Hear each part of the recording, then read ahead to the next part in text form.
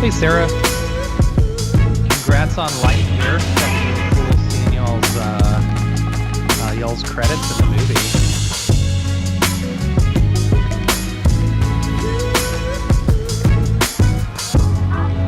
Of course, as soon as we start, the lawn people come and they do. Can't be happy at one. You're in LA, right? No, I'm in New York. I live. Oh, okay. But I just recently moved, and I'm right by the park now. Ooh, nice. It's great. All right, we got people filing hear in those. here. Rent costs in New York are ridiculous. Mm-hmm. Yeah, I saw I the saw a lines video. of people. Yeah, see the that? lines of people just to check out an apartment. That's crazy. Yeah. All right. It's crazy how in like 2 years, beginning of pandemic, everyone was moving out and rent prices were going down because, and now it's like, nope, sorry. You're going back to work. Yeah, moving to the suburbs. Oh, crap. Let me put my dog up. Hold on. Sorry. Who we got here? Sarah, VJ, Todd. Letting people come in here. It's the summer lull, folks.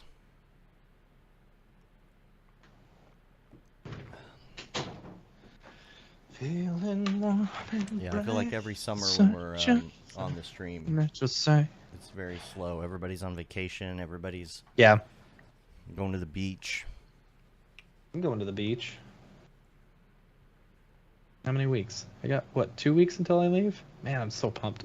I'm going to the beach, but I'm going to Galveston, so, That's not a beach. it's wah-wah.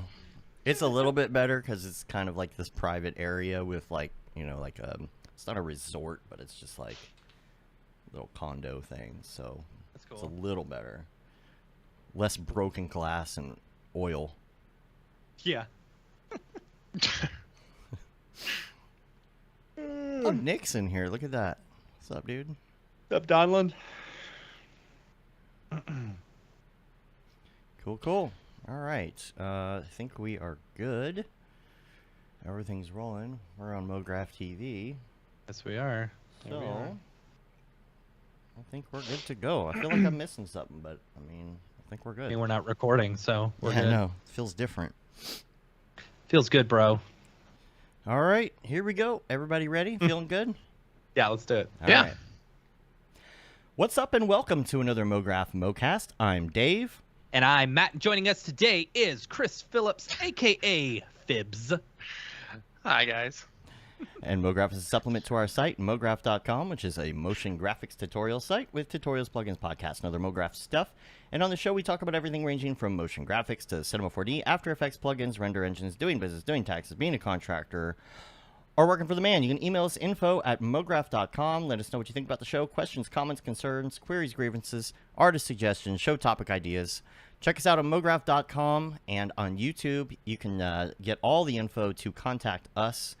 You can also check out Mograph TV 24/7 live animation channel. Turn it on, rip the knob off. And send us your questions, though. info@mograph.com. If you have a question that's noob, we will attempt to answer it. And if it's advanced, we will also attempt to answer it. Not very well, maybe, but we will try. If you got a topic you want to talk about, it doesn't have to be technical. It could be something about the industry in general or thoughts and feelings, whatever it is. Just hit us up. Maybe just tell us about your day. Let's hear it. I don't Yeah, care. tell me about your day. Yeah. So, not much in the week wrap up. It is the summertime. It's the lull. Every summer, I feel like we're just waiting for SIGGRAPH, essentially. Yeah. To see Yeah, what basically. happens. Yeah. Which Just Father's Day yesterday. Yeah. So, yeah. Got that going. I for basically I worked all day yesterday, like making my house look nice, and I cleaned my garage. I fixed my pool. By the way, pool, bane of my existence. Never get a pool. I hate it. I hate it so much. us. Is it fixed though? Yeah, it's fixed. Okay. So yeah, it's no longer leaking. Thank goodness. But I can't remember if we talked holy about that on the cow. show or Discord. Oh, It's all I don't blurred. know. It's the curse of Beeple. It's Beeple's curse. The Beeple curse. The Beeple curse. Working on your pool in your garage is very Father's Day. Right. Yeah. Yeah. So it's like, I mean, I Very just had a dad whole bunch of stuff that I needed to do. Like, I needed to spray for ants because we have ants, and I do that like once every 6 months or something. So I made this whole list of like stuff that I can't get done when I'm watching my kids. So my wife watched the kids for Father's Day so I could get the stuff. That's supposed to be the day you don't do that stuff. It is, absolutely. Yeah. But you know what? Like, it's the joy of my Having life. a pool. But Yeah. I will say, I cleaned my garage. So unfortunately, our little kitty who I've had for 14 years passed away, and he made a mess of that garage, and I always said once he passed, I was really going to scrub down that garage pretty good. Yeah. So I did. It's nice to see. I miss my kitty, but, my garage is nice now. My daughter and I did a thing with pipes. We went to Home Depot, and we got a whole bunch of pipes and connectors and had a lot of fun with that. We hooked it up to the hose and put an end cap on the pipes and drilled holes. And she made a kind of a water feature that went over a little kiddie pool that you could sit in. And then That's fun. for the kiddos, because we had the whole family over, for the kiddos, we had like a pipe station where you could plug in a pipe with different ends, different size holes. You learn about pressure, because you use the little holes, you get a better spray and all of that. So we had a little water park. That in the sounds driveway. expensive.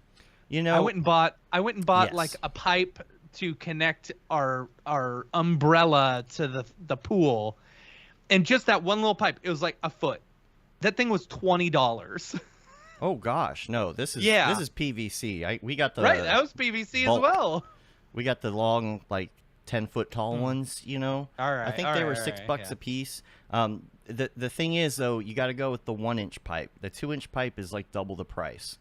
Right. Okay. Yeah. Okay. I'm with you. And you'll get better pressure that way, or you could go longer with the pressure. And then you can buy, when it's 1-inch pipe, you can buy these big tubs of connectors for like $20. If you get the connectors for 2-inch pipe one at a time, they're $5 each.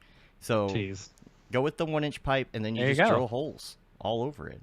All right. It was fun. Because we don't have a pool. We just have a big hot driveway. Right. So, Well, I'll tell you, the pool right now sure feels like a big hot driveway. It's so hot outside. Like it's like swimming in. So I didn't want to burn. And like our pool is it only gets covered once the sun goes down, half of it. But the hot tub gets covered by like around 5 o'clock, once the sun goes behind the house. So I've got like this big inflatable tube that I stuck in the hot tub, and I'm just sitting in that the whole time, drinking Monsters and reading on my phone. Waiting for the shade to come. Yeah. Yeah. So just sitting in a tube in the hot tub. It was great.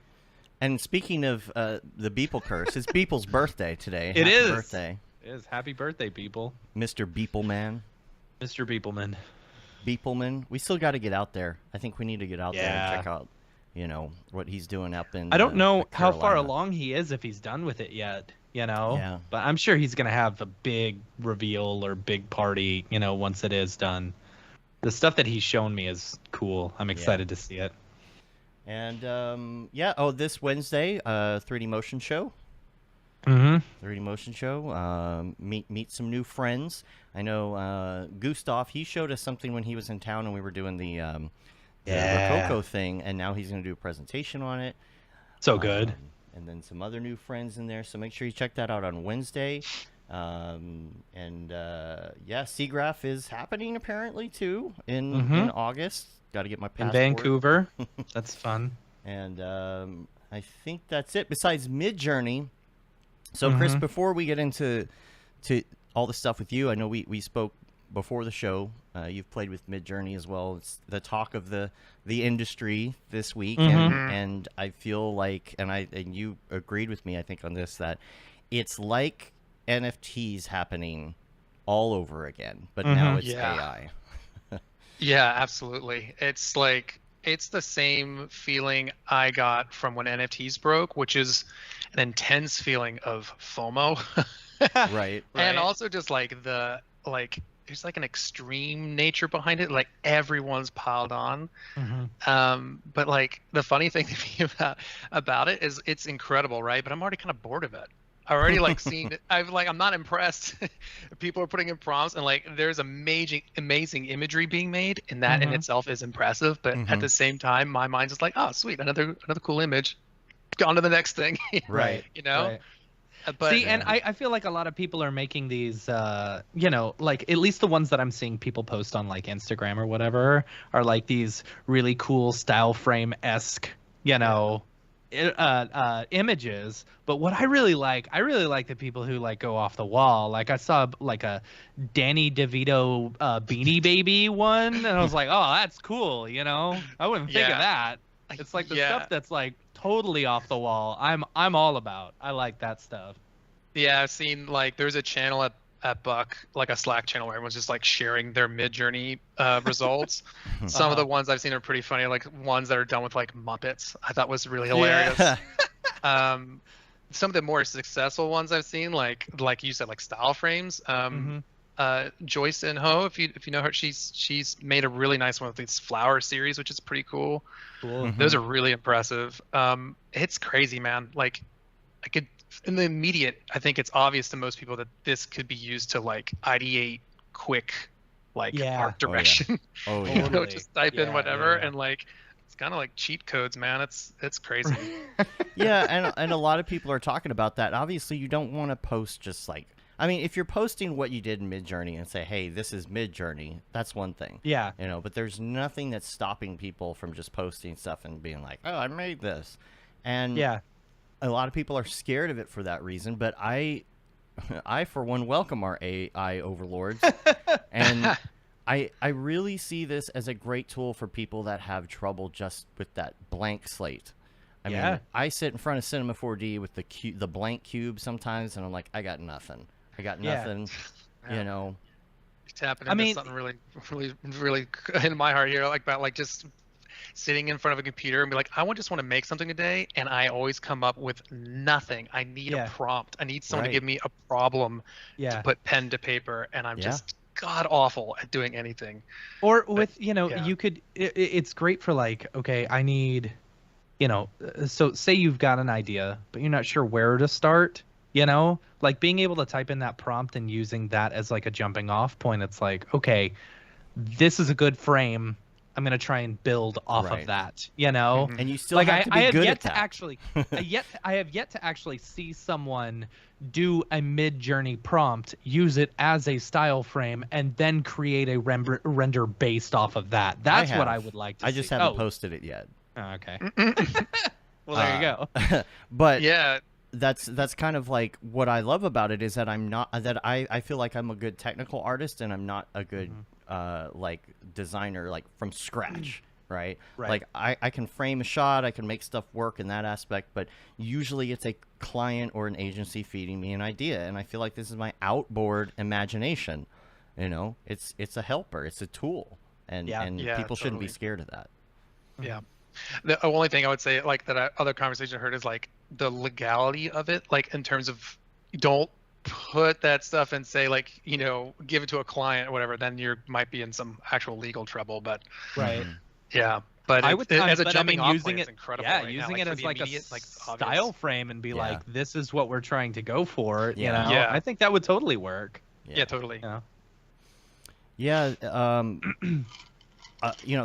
prompts that you can put in there. There's it's like Google Foo. You got to have you got to be good at searching for stuff, right? Like if you have been on the internet, which most of us have been for quite a while now, you know that if you're trying to find something very specific, there's like modifiers you got to put in, and you minus key plus colon something to make Google work. And the same thing happens like this, like weighting, like Midjourney. If you want to do a weight, like --IW for image weight, and you can give it a percentage, a point percentage between 0 and 1 of how much weight you want that image to have with your prompt. Like it's a new art form. It's a new skill. And there's going to be a lot of haters, just like anything new. And I don't feel like hating on it is the best way to go about. Maybe give it a try. Yeah. I don't If, feel like you there's know, going to be as many haters on this as there are with NFTs. right, probably true, but I spoke last week at the SIGGRAPH. It was the LA chapter of the SIGGRAPH, the local LA SIGGRAPH thing, and we were talking about NFTs and stuff like that. And it was really crappy because like I go in there, I spend my time in order to like come up with a 15-minute talk about like why I like NFTs and why I think it's great for the artists and stuff, and people are just in the chat just like bashing you. It's like, I appreciate that, like, I spent my hard-earned time and I'm doing this for free, and y'all are just like shitting on me. Like, anyway. Chris, what are some of the prompts that you've tried Oh, I just was screwing around with it. I'll tell you, the first two I did where I just chose two of my best friends and I just said like eating their favorite thing. Like my one buddy, Arvid, eating a Calexico burrito, and then my other friend Chad eating a burger or something. And it's just, that is like that's like nightmare inducing kind of imagery that it will create, but it's hilarious. I didn't take it very seriously at the beginning, but I didn't know actually what you just said, Dave, that how you can like weight images. I knew you could like do a little bit of something. I like that. I can't remember what it was, but that actually makes it a little more, like you said, like a little more artistry to it, even though Right. it is just like, it's not just simply like, whatever, and then it creates. It's actually like you're actually really trying to think and get your mind on paper, which is kind of interesting. I didn't know. like say you want something to be in like a certain color palette or something like that. Say you want to add like colored, let's say yellow and pink polka dots to something, right? You get an image of that, you put the link in there with your prompt, and then you say --IW:1 will give that 100% weight on that. There's a whole document, like if you go into the Discord, you can look through the documentation on all of the vernacular, so, That's cool. Yeah. That's so cool. That's cool. Yeah. If you pay the $30 level, you actually get a lot more options. You get quote unquote unlimited use. They do say like if you're going crazy with it, they're gonna ask you to slow down. It is in beta. But these guys in the Discord seem really nice and really cool, and I almost feel like embarrassed to like type prompts because I just, as a noob, I feel like, oh, this is stupid. Everybody's gonna make fun of what I'm generating. But like you get the DM, you get the DM to the bot. You can just do private versions instead. Yeah. It does go in the gallery, but. Oh. But yeah, Wait, but you can at least do the prompt privately, and it'll just generate the image in a channel for everyone to see. So is this is it based in Discord? It's all in Discord. Oh, that's weird. So you do See, it because gives you... I thought isn't Dolly is web based, right? I believe so. I don't have access to that yet. Yeah. Interesting. Dolly, actually, if you say draw what you want, I saw this TikTok. Every time he tells it to draw what it wants, it ends up having Joe Rogan in it for some reason. Oh my god. I don't know why. But if you haven't used it, I guess we should explain, like, because some people haven't used it. If you get in there, it's all there's just a bunch of channels, and in fact there is, I believe it's who was it that invited me? Was it Gustav who invited me to? There's a private Mograph, like Mograph channel. Not us Mograph, but motion graphics in general. And the way it works is you put in the prompt, and it gives you 4 options. And under those options, you have the ability to either upscale that and say you're done, which you probably wouldn't do in the first run, or make a variation on one of these. So you have 1, 2, 3, 4. You can do a variation on all of them, or you can do a variation and be like, oh, I only like this one. So do a variation, and it does 4 of those.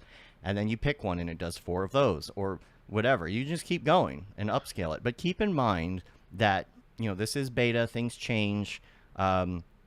It's really nice having the DM because so many people are using it. Yours tends to get lost, and you have to go back and try and find yours. So with the DM version, if you make a version of something, you could always come back later and iterate on it if you want. The only thing to keep in mind is sometimes they have to update their code base like they did this weekend. You can still get back to your old stuff, But if you want to iterate on something before they change the code base, it won't work anymore. So, keep in mind this is beta. It's not going to, don't expect this to be a 100% working thing. Right. I'm very interested to see where it goes. You still have to be able to deliver. If you're using this for a client, or if you're using this to get ideas for dailies or whatever it is, you can't just post the AI. You have to, if you come up with something and you're like, I'm going to make that, it still requires a good technical artist in order to accomplish that. Absolutely. So. Yeah. It only makes an image. Like I've seen some pretty interesting stuff too, where people will iterate the same thing a bunch of times. Like say it'll be like a portrait or something, and they'll just keep iterating it, and then they'll make a GIF of it, so it looks like an animated like stop motion. That's cool. It's pretty wild. Those are pretty fun. And I wonder what happens if you take that prompt that you did and then you make it in 3D and then you feed that back into AI. Ooh. Like that would be a fun one. Do it 100 times. Like you build it. Hey, bro, I heard times. you like AI. Yeah. So we put AI inside your AI. So you can iterate while you iterate. Right. Yeah, I don't know. Oh man.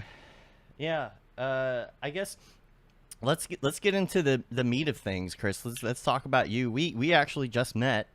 And we've never had a chance to hang out at any meetups or anything like that in person. Yet. So, yet.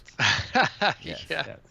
Yeah, right. I've never been to any of the like NAB or SIGGRAPH or any of that stuff. Although I've like kind of like thought about going and like wanted to, but had just never really, especially with COVID happening, I've been very timid to do much traveling. But yep, you're smart. We all got COVID. We all got NAB. COVID. Yep. Oh really? Oh my gosh. Us and like 30 of our friends all got COVID. Yep. Yeah. Wow, Yep. no surprise. I'm Yeah. sorry. Sorry to Yeah. hear that. But yeah, I'm still COVID free. I've never gotten it once. And You better knock on wood. It's gonna hit Just you hover hard. Yeah. But yeah, no, I'd love to go to one of those someday. But yeah. But yeah, I guess I could tell you guys about, since you guys we haven't met before. So my role at Buck, I'm a senior 3D design director at Buck in New York. Cool. I spearhead building and mentoring our 3D design team in the CG department. So I design, I animate, and direct projects from like a creative and production position. And then, my other part of my job is like, more so these days, it's like I'll get like hey, we have this job comes in, like who's right for this job, and I'll help build teams and do a lot of like interviewing and like bringing people into Buck. And it's definitely more managerial than it's been in years past. But like, I guess I could start from like, I don't know, should I talk about like where I grew up? Let me ask start you from this. the beginning. Well, real Start from the quick, beginning. real quick, just a jumping off point from that, moving into more of a managerial, like, do you enjoy that more than being in the trenches doing, Mograph and like dealing with that stuff? It's a transition for sure. I know exactly what you're asking.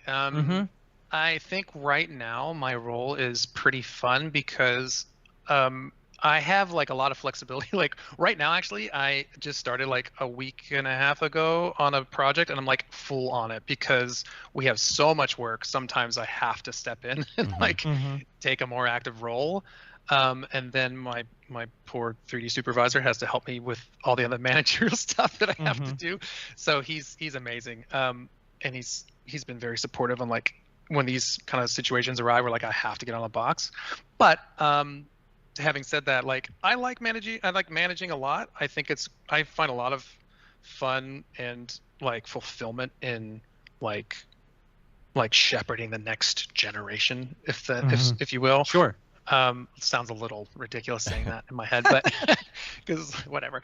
But there are times too, like I'm like, dang, I would love to like be working on that particular project and like doing some nice renders for that and like doing some animation and like, and that does happen. That's why like right now I feel like I'm in a good position because it's very versatile.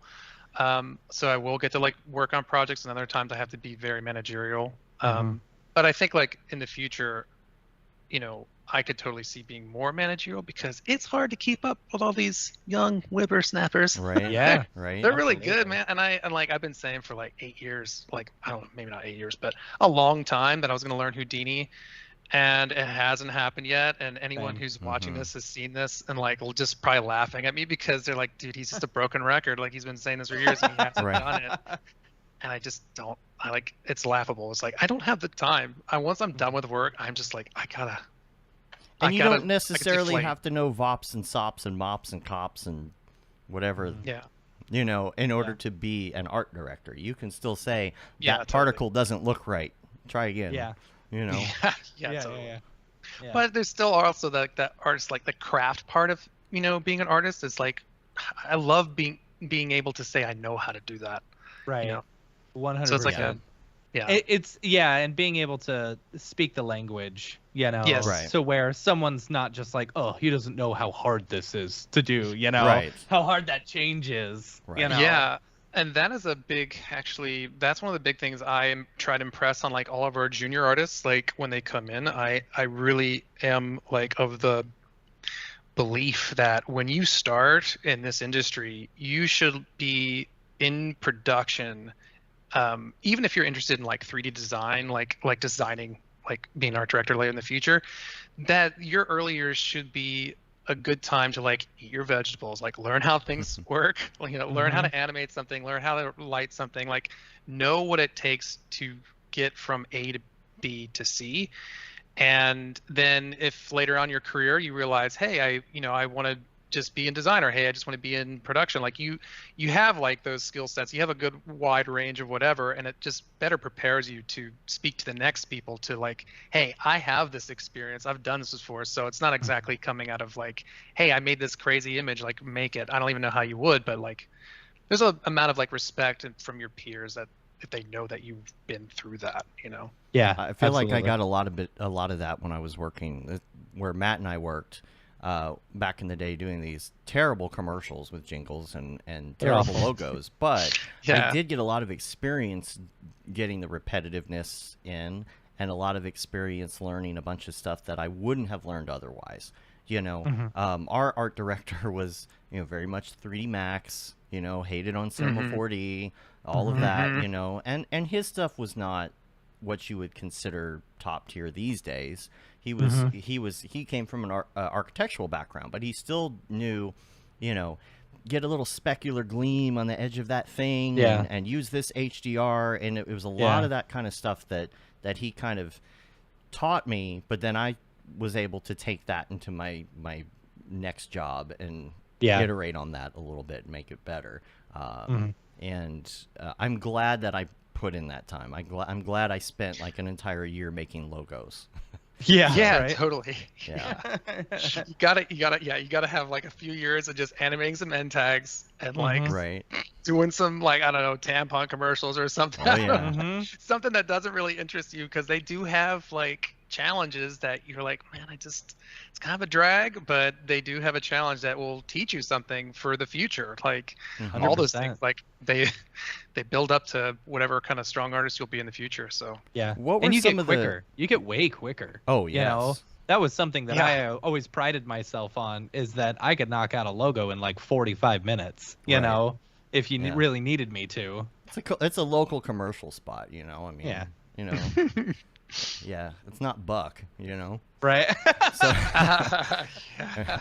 so we would do, God, we would do also. I don't really remember half the stuff we did, but I don't know if Matt, you have any favorites of some of those logos from back in the day. But man, there were some crazy places we did Yeah. logos for. It was awful. It's like, what is this place? What do they do? I don't know how to make a logo for that.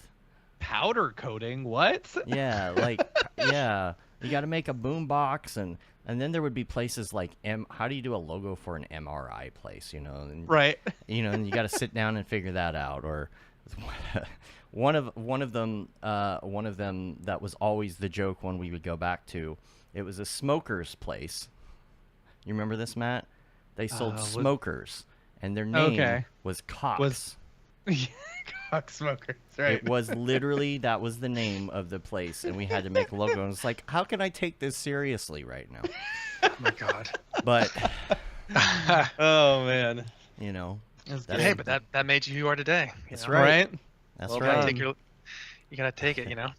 So how did you start? Speaking of which, how did you start in this industry? Education, Oh, original yeah. jobs, all of that. Right. So I'm from Cincinnati, Ohio. I grew up on the west side of Cincinnati, and I'm trying to think how best to even start. But like I went to the University of Cincinnati in their design, architecture, art, and planning called DAP, and I went for what I don't think it even exists anymore. It was digital design, but digital design was pretty much just like graphic design, but focused on new media. So that's how they were like kind of Love selling that. it. Yeah, right. Yeah. Pretty much it was like a lot of web design, and like there was a lot of like I'm blanking on the term, but like environmental design sort of stuff, like experiential design, stuff like that. It's like a generalist for all things digital, right? Yeah. They had like a little bit of like motion and like kinetic typography class I took, but I had like some artists who were a year ahead of me that showed me like that there was another way for, like there was other things that were interesting, like motion graphics. Like I remember I had a classmate who showed me motionographer, and I was like, what is this? This is amazing. And I just myself and another artist who's in the industry today, Wes Evilhar. I don't know if you guys have ever heard of him. He's amazing. He's at Method now. Him and I are from the same class, and we both were just like, this is it for us. Like we knew what we want to do, so we kind of just like said to hell with like the rest of the curriculum. Like we did what we had to do to get a diploma, but we were like, we're gonna learn After Effects and we're gonna learn cinema and we're gonna go for it. And my college had like a internship program, which was the best part about it. And that's actually where I learned everything. I learned everything more so than I did in college. And I was so lucky, and I think this is the biggest thing to take away for the luck for me is I got an internship at Buck in my second or third year in college, and it was as a 5-year program because it was whatever, like a year and a half of internship. And at the time my portfolio was just garbage. It was not, I just couldn't even believe that I got an email back from them. Like I got an email from Ryan Honey saying like we're interested, and I think I got my internship. If I never asked him this, I should ask him, but he probably wouldn't even remember, honestly. It's been so long. Like this is like 2007 or something. But this is so nerdy. You guys would probably love this though. I had a ZBrush 2 sculpt of a dewback on my portfolio, and it looked terrible. But I think because I had something with ZBrush 2 in there, they're like, oh, we could use him for this upcoming project, and he could be a great intern. Oh, and that's what got my. Well, I did back then. Or that's what they said. That's the. That's what they said. Yeah. I showed up, and I mean, at the time, I knew like a lot about ZBrush, and it was funny when I showed up at the office in LA. I didn't know anybody. I had no idea how the industry worked. I was just like, kid. I was just like, whatever.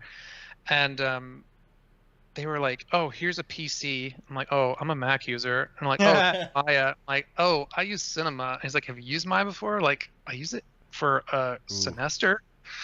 And like, and I was like, you know what? I'll do it. I was like, yes, man, I'll do whatever you guys want me to do. I'll do it. So just stuck through.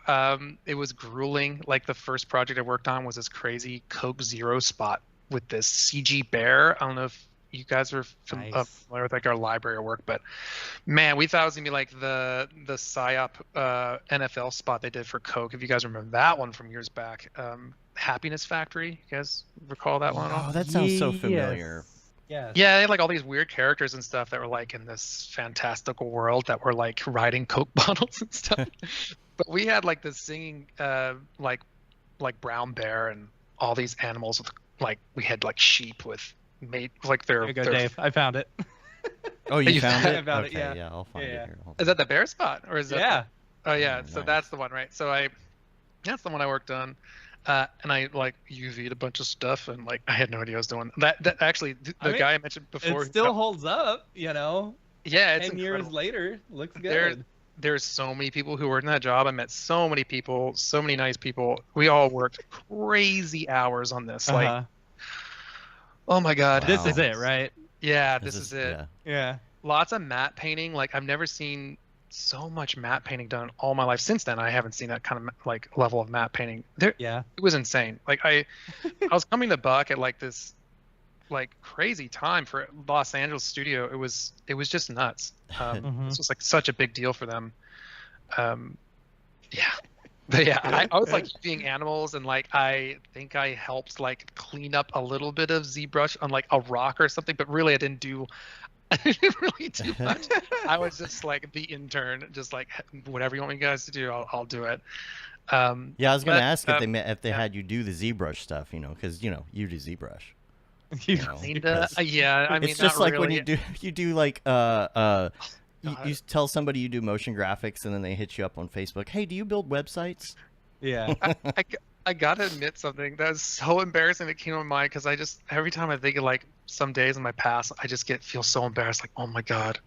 But I remember if she'll, I wonder if she'll remember this. I'm not gonna mention her name, but I remember when I was told like, oh, can you show someone how to use ZBrush? And I was like, yeah, sure. And like I'm talking to like someone who's been in the industry for like 4 or 5 years, and I was like, just so you know, like when you're using ZBrush, make sure you model everything in quads. And she looked at me like, of course you model everything in quads, you idiot. like she just totally dismissed me, and I just like, oh god. I don't know. I was like, oh no.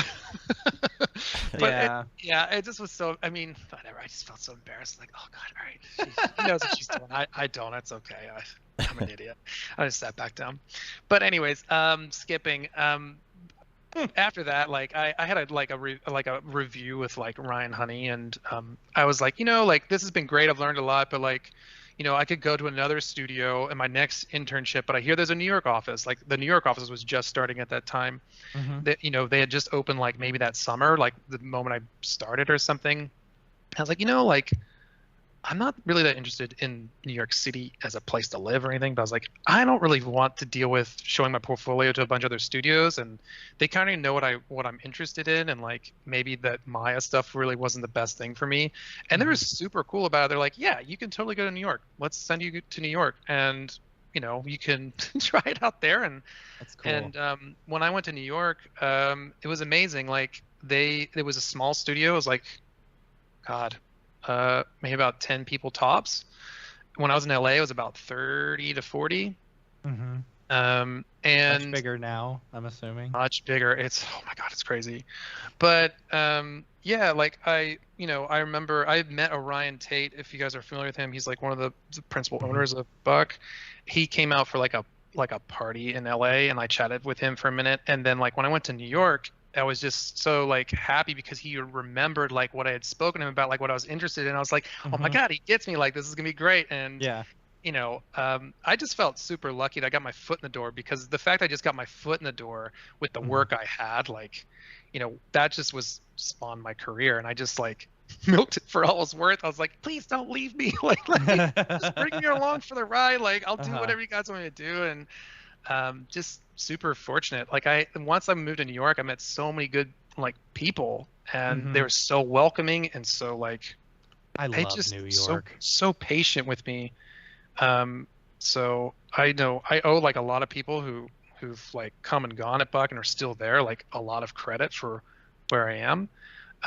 But I guess I could talk about more about like what I did in New York, like because once I went there to intern, I went back to school to finish, and then like I got hired, which was also a huge hurdle, because that was like the 2008 crash had just like happened, and I graduated in 2009, and I was like we might be able to hire you, we might not. We don't know what the state of the world is. So fortunate enough that they hired me, and I came on as like a junior designer animator, but primarily like I was pretty much just like animating a whole lot. Like looking back, like I can look at things like more clearly, but I wasn't really the greatest designer at the time. Like I was also interested in a lot of things. I was interested in like After Effects and like some stop motion stuff, and like for me at the time, what's his name? He's a director. Of course I'm gonna blank on his name. Fantastic Mr. Fox. Please help me. Wes Anderson. Wes Anderson. Yeah, I was just obsessed with Wes Anderson, everything he did. I was like, I just want to make a bunch of stuff like that guy, And Buck was really interested in that, and I tried to just help out any way I could. But I was also to get to like Cinema, I was also always using Cinema, and I actually started learning Cinema in an internship before Buck in Columbus, Ohio, and there's a studio that doesn't exist anymore. But I lived in Columbus for like 3 months, and I like just spent every night like learning Cinema, like doing tutorials, like modeling like an Xbox controller or something.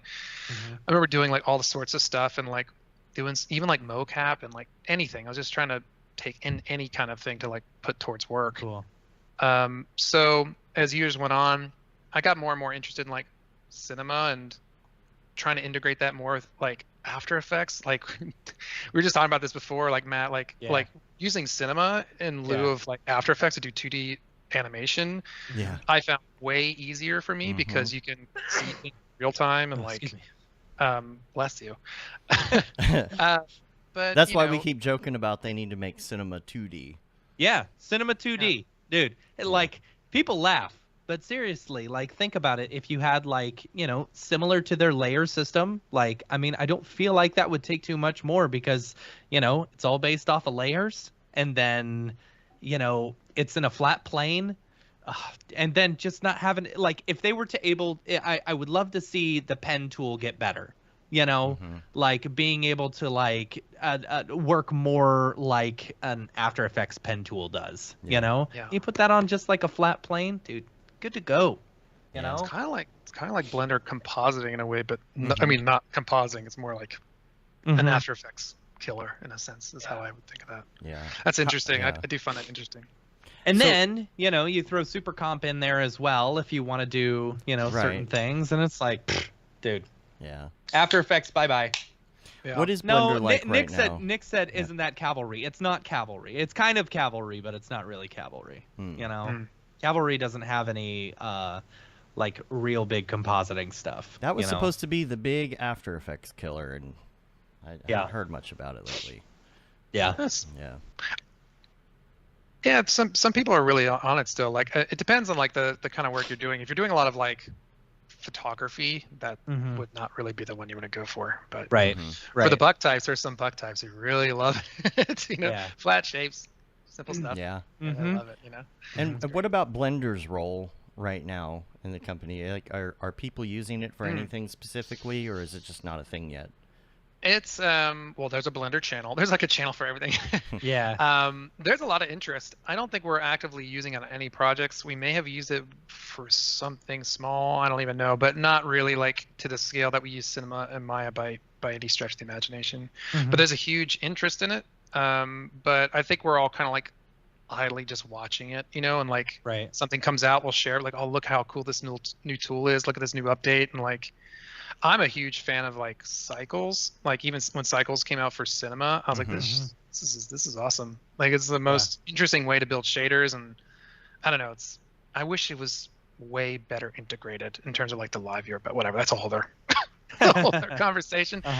But it's impressive. I find it terribly impressive. We try and bring the Blender stuff in when we can.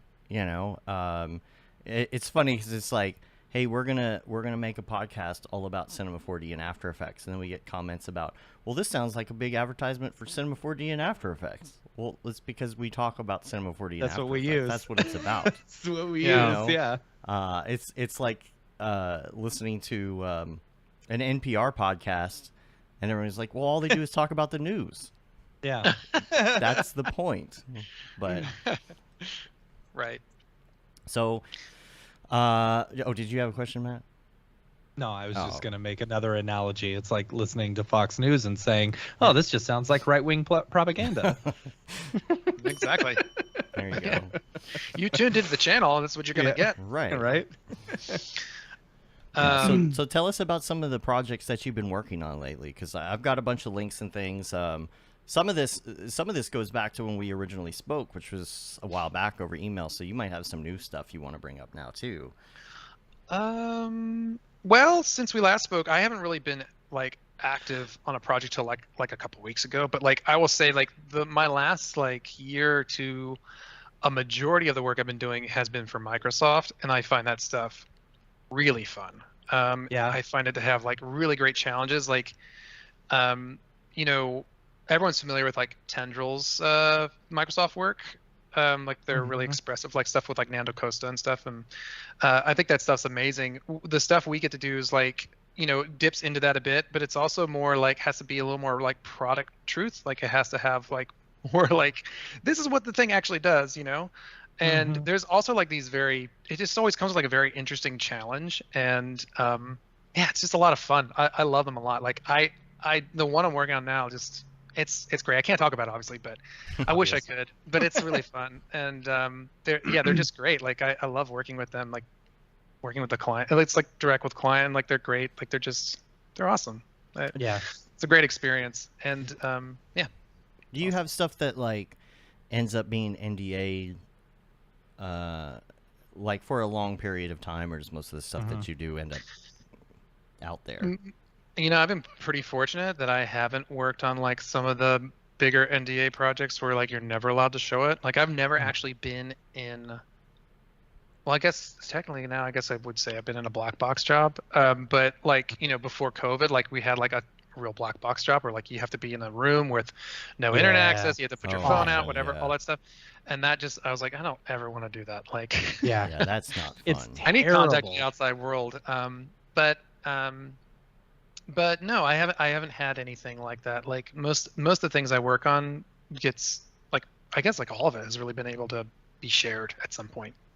It's a hard thing to deal with.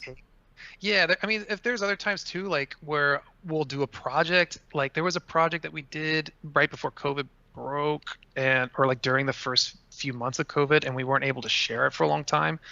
And I still don't think it's technically out, but I think we could share it. I just don't know why. Actually, I thought it was going to show up on our Buck website, but I don't think it's up there actually. Actually, I'm gonna take a quick. I have some other links pulled up we can look at too. It was some new stuff for Canadian Tire. Like there's two spots that we did that were arguably my favorites. But yeah, the Canadian Tire spots.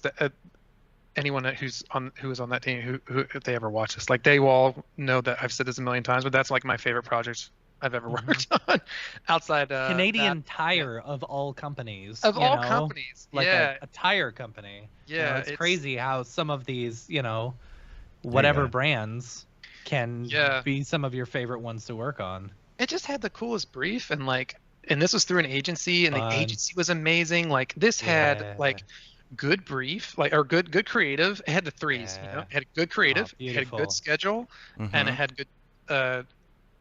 good money. Yeah, like, right. Money was That's good. a great combo. Yeah, that's the combo. And it's beautiful. It's great work. Yeah. Yeah, this project was amazing because this one, like, I got to work with. I should say too, like this project, like a lot of the art direction stuff was done with a lot of the Sydney artists that were there. Like, I don't know if you guys ever talked with Josh Edwards. Like, he's kind of out there a little bit. Like, he's amazing. And Luke Saunders, I think, was the other artist on this. I hope I get this right. And then, whatever.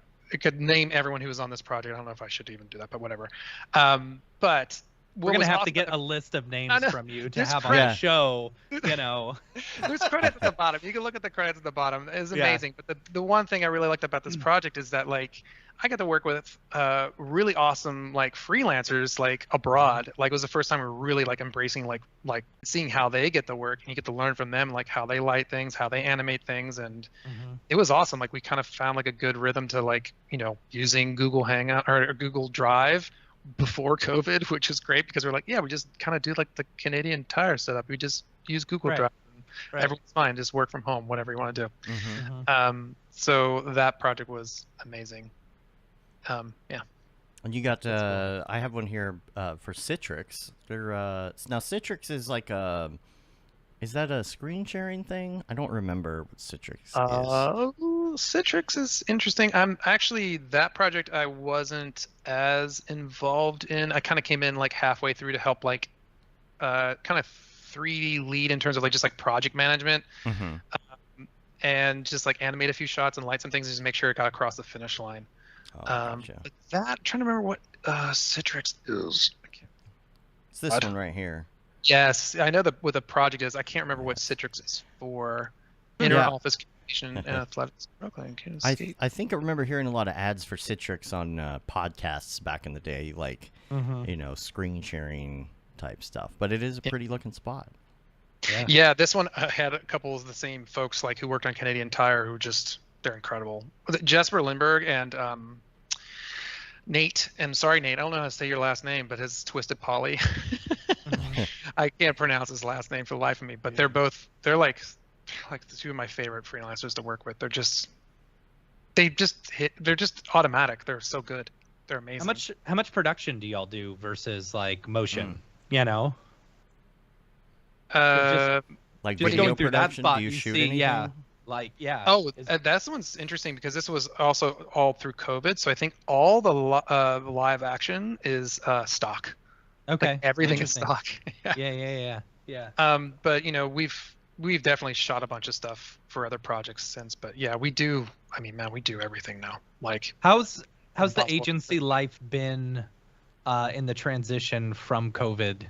Like, because I know for us, for example, you know, early on we were worried that we weren't gonna have any work, you know, and like studios were like, how are we going to stay NDA and still have remote workers and stuff like that, you know? Right. Has the workflow completely changed since then?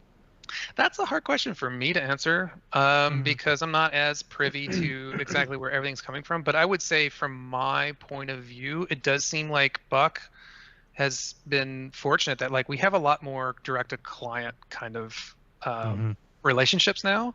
Oh, that's good. And longer engagements and such too, like a lot of longer engagements happening. It's like, you know, when I started at Buck in New York, like the first like 6-7 years, you're doing like your traditional kind of, here's a brief, you get like a few weeks to knock it out. It's like an animation, whatever. And it's like for something simpler, you know. Now it's like, you know, illustration systems and like for some of this Microsoft stuff, it's like, you know, has a lot of social deliverables and like has to speak to a huge audience, and like there's just much more that has to be considered, and like, you know, than just like a typical 30-second spot, if that makes sense. And those generally are, you know, direct to client. So yeah, you've got to do the 15-second Instagram story, you've got to do the TikToks, you got to do all that. How do you all deal with the aspect ratio stuff? Are you making multiple versions, or are you just fitting it, or that's kind of the most frustrating part about like all the deliverables, because generally what we do is we render it square and we have to crop it. So we'll render, if it's a 4K, you have to render it 4K by 4K and then do a vertical crop and a horizontal crop. So you have to design with everything with that in mind. So it kind of limits like what your composition is, because it's just economical to do it that way, because, you know, rendering like the same thing 4K in all these different formats is like, it takes forever, you know, and we have all these other jobs happening at the same time. So it's like, got to be very like smart and like plan ahead for like those kind of things. And generally it works out pretty well. Like I haven't really seen like an instance where that's been like, man, that looks awful because we had to render it square. But well, when Instagram first, you know, started getting popular, it was like, okay, you can crop in the square version of something you're doing 16:9, and it's probably okay. Or if it's a situation where you can't crop it, then okay, you do the letterbox and put that on Instagram. But now it's like, okay, I've done this whole beautiful thing, 16:9, 4K, it's great. Okay, now make a 9:16 version of that thing. Yeah. And it's just like, how do you even go about trying to like block and design for something like that, you know? And 9:16 is just getting so popular now. You know, it's like, which one do you design for? If you're going to have to use that design for two things, are you basing the whole thing on the 9:16 to start, or the 16:9? It's a tough thing to figure out these days. Well, yeah, that's why we do by square. And then you kind of, what we do a lot is we have like, it's so funny how many different formats or like platforms we use to like kind of, you know, help art direct and like show all of our work. And like Figma we've been using a lot to like put guides up, and we'll take like an image and it's like everyone can live like tweak stuff. So we'll just have like guides up, and then sometimes like it won't just be like, oh, the 16:9 or 9:16 is like always dead center. Like sometimes you like slide it over to get like the best cropping of it, you know. So it's always kind of just like some foresight, and then sometimes it just doesn't work, and you have to render it twice. Like you kind of have to be specific on some shots because it just doesn't work, which is a bummer. But you know, got to do what you got to do. How much Figma stuff are you doing? It's you know, it kind of started out, to me anyway, I just kept hearing about it as kind of a web design tool, you know, and now it sounds like it's kind of bleeding over into other areas.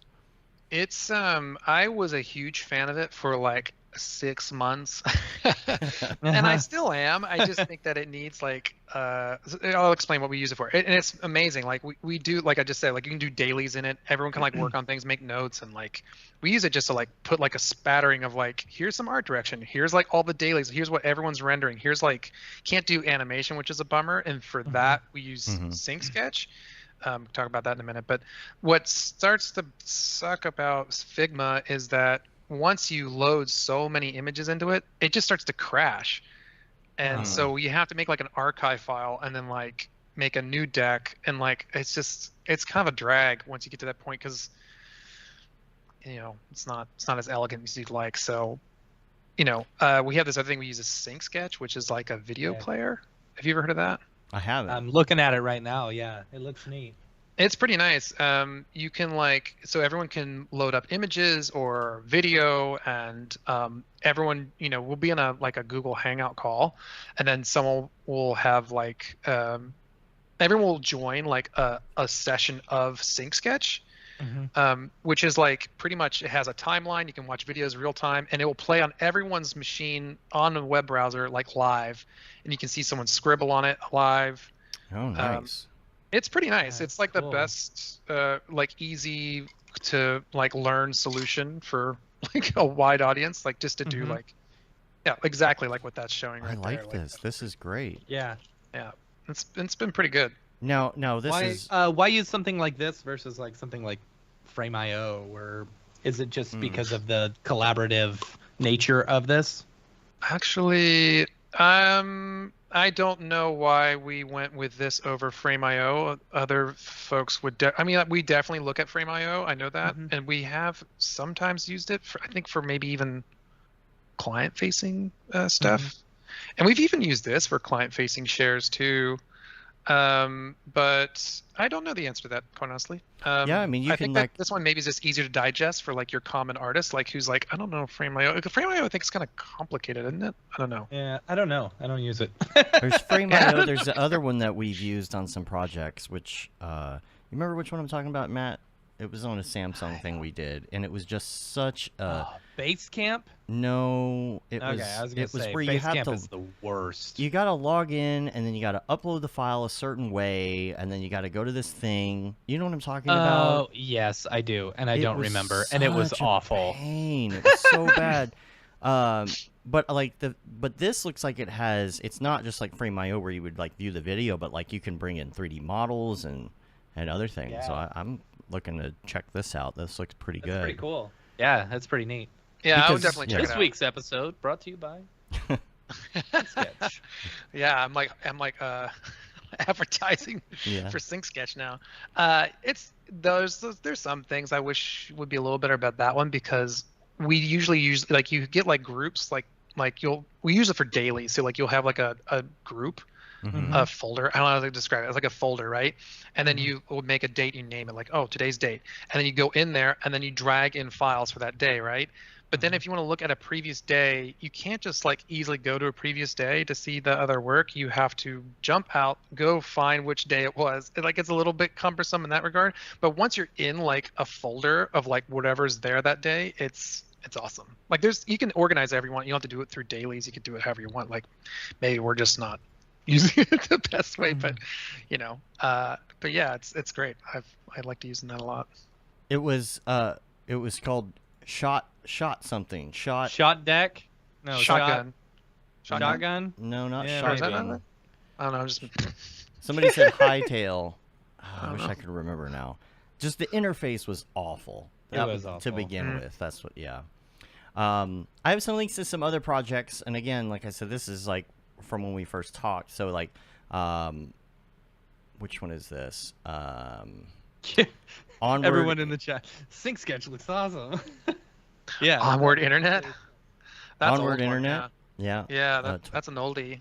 2014. That's more like What yeah, that's what was your favorite project to work on? Yeah. Other than the tire sketch, the tire one, you know. yeah. I'll say again, the Canadian Tire one is definitely my favorite for just the vibes. Everything about that was the best.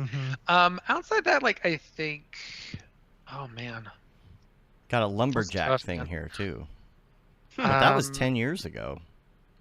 I don't know that one. Yeah, Buck Lumberjack's Wood Feast. Oh, I don't think I worked on that one. Maybe. Yeah, don't know, the maybe I'm- onward Don't you love? internet It'll be funny if he brings it up and then you're like, oh yeah. I Oh remember yeah, that. yeah. That Yeah. totally would surprise me. The number of times I think- I was going through some of our older work the other day, and I'm like looking at some of this stuff, and I'm like, I don't even remember doing this. Yeah, Yeah. I'll hear See, names of this one- clients. I don't even remember them. Mm-hmm. This one I did. This is what I did. This is all cinema with Sander Van Dyke. He animated all these little like sprites for me in After Effects, and then I would just like map all that out in cinema. So not all That's cinema, pretty. but that's also like I was like I'm not gonna do this in After Effects. So Yeah. but this was a whole team of people. Like this one was crazy. Like this is before like Buck is like 100+ people in New York office Yeah. now. It's still like 20 to 30 people in New York. And Yeah, I this didn't one- work on this one. Yeah, this was just something that Buck did, but like 10 years ago. But Yeah. but the stuff still holds up. That's the thing, you know. It's Yeah. great work.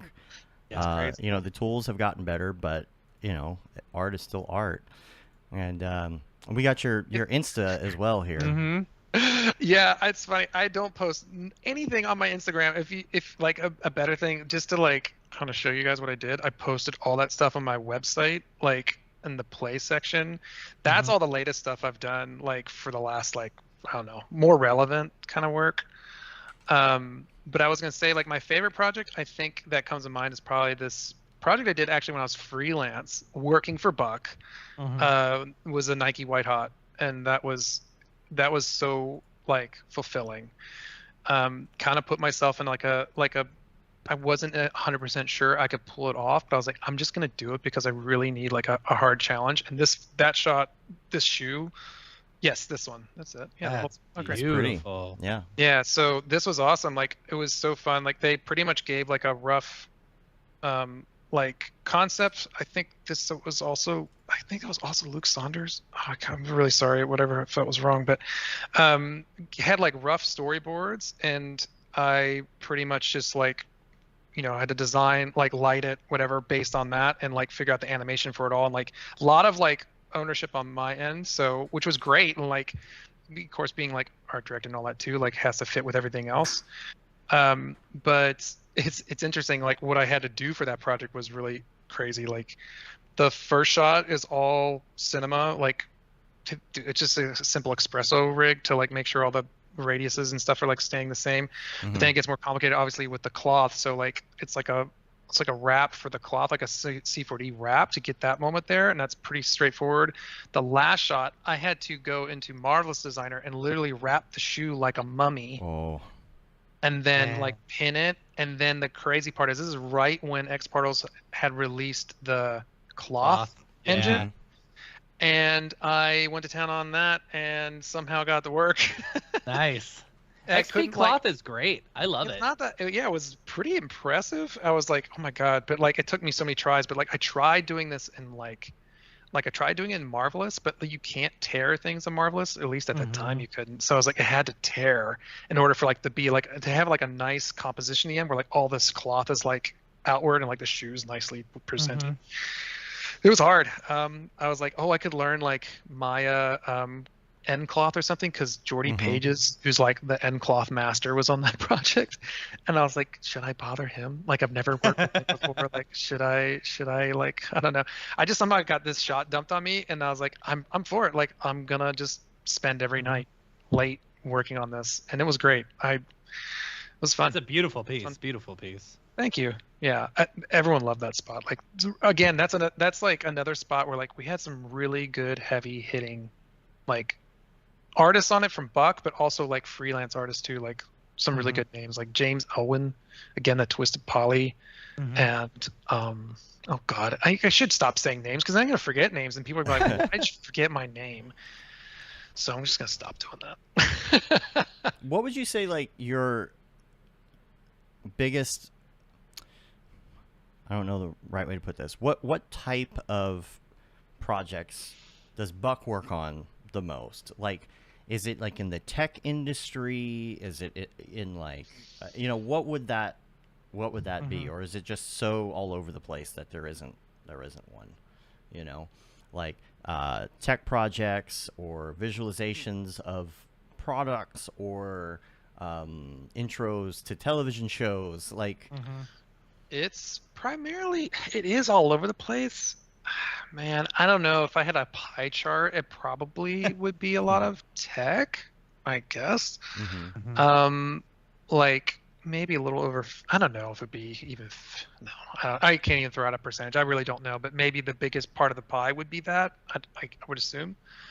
But I mean, we are doing so many different things. It's crazy. Like the idea now, like, let me put it this way. When I started Buck, right, it was just like your typical kind of studio, right? Now we're like, we have departments, like we have a 3D department and we have an animation department and we have a design department and we have a creative tech department, which was something that's like we've had for a few years. What does the creative tech department do? That's more like real time and like experiential. They're more into that stuff, and I don't know if you saw, like, we merged with VT Pro, which is like a pretty exciting thing. They are like, they do like robotics and stuff, and they offer something that Buck really doesn't have in terms of like an offering, and you should check them out. Like they're really exciting. There you go, Dave. Me personally, like I'm not like, I've never really like, I'm like a how do I put it, like a Buck classic, I guess, where I just like to animate, and like I like animation, like I like getting like your typical like kind of brief and like going to town on it. But this stuff's like the future, man. The experiential stuff is just absolutely crazy cool. Real time touch designer, probably a lot of touch designer stuff. Yeah. Yeah. I think, is it God. And what was the story on like touch designer? Like two guys both were working on something, and then one of them split, and one became Houdini, and one became touch designer. Is that right? Yeah. One was wanting to focus more on real time, and the other one wanted to focus more on, effects and stuff like that. Yeah. That's interesting. Yeah, so like the types of things like they're showing here, where you walk up to an art piece and you flare your arms around, and it has a Z-depth camera that like makes it move. And what in the world is this? The Heineken bot. Yeah, that's the thing that stuck out in my head, man. I just want that thing. Who needs a dog to get a beer out of the fridge? Give me that. BOT, the beer outdoor transporter. That's funny. Well, that's fun. And wow, interesting. So someone wrote, I saw someone wrote, I really like vellum cloth, best cloth sims. Amen, brother. I wish I had that I wish I had that for Nike. Netflix Fear Street. Wow. This is super cool. Very interesting projects here. Like, I mean, the experiential stuff I think is just like, it's another world. It has blown up. Seriously, And we talked about, do we need to learn, Unreal and stuff like that in order to do a lot of this stuff? And I don't know. Yeah, I like that you said that you're like classic Buck. With like the Mograph stuff and Yeah, I mean, for me, it's like, I've had so many conversations about this, but like for me, like if I were to learn any of those, it would be Unreal, because I like a really well rendered image, and that's the one that speaks to me as the closest to like high fidelity. And so that would be the one I would learn. And once that gets like good enough, like maybe that is something we have to learn. I have no idea. Right now I'm just kind of sitting back and like waiting for, I don't think the dust is ever going to settle. That's another thing too. Like there's so many different things and so much to learn all the time. I just like, I can't. Creating more dust. Exactly. That's totally what's happening. Yeah, it seems the Mograph industry is expanding, and it's like there's not I feel like some people have this idea that there's going to be one program to rule them all in Mograph over the next 10, 20 years, and I don't think that's going to be the case. It's going to be a combo. Yeah. You know. Yeah. Yeah. Do you work together in those departments? Like, if there's an experience, are there animators and personnel that handle all of that, or do they come to your department and say, "Hey, we need something Good for question. Pokemon, this Pokemon experience"? You know, like I love the way you say Pokemon. Yeah, totally. Pokemon. That's a really good question. I'm glad you asked that, because I really want to make it a point too. Like so again, Buck Classic, right, or whatever. Buck before it got so big, we had like departments. Like, I think that we do a pretty good job of still staying very collaborative across departments. It's really like departments are more just like a necessity because of COVID, like to have like a home base. Like we have like a weekly check-in with like-minded artists. So there's more structure to it, and that is a necessity in and of itself too, just because of how big we are. But like, for instance, like for like a creative tech project, they are always tapping 2D animators or 3D animators or whoever. Like, we need design, so they'll go to the design department. They need like an animator, so that's always like that sort of thing. And then the creative tech department, like they're a lot more, I guess they're a lot more technical, and there's creatives in there as well. Like, everyone's an artist everywhere in this company. Yeah. But yeah, it's very collaborative across departments for sure. And that's where like myself and other like heads I'm not really a department head, whatever, but like they will help. Like, they'll be on a call and we'll like try and suss out what's the best team and who's available to handle any of those tasks. So a lot of like managing and resourcing and like that sort of stuff. For sure. It's real fun. Let me ask you this. Why, so you work mostly in cinema, right? When building stuff out, and they tried getting you over to Maya at the beginning, from what it sounded like. Why did you stick with cinema versus moving over to Maya? Especially working at a place like Buck, I would assume. That is a good question, and I think that LA was bigger than New York, and it seemed like New York, I knew there were some cinema artists out there, like so I was like, if I go out there, maybe I'll get to work more in that, because that was what I was interested in. And that was the truth. Like, there was like more C4D happening in New York. There was a little bit of Maya, but I'm trying to think if there was any Maya artists when I started out there, even as an intern. I don't think there was. I think it was just cinema.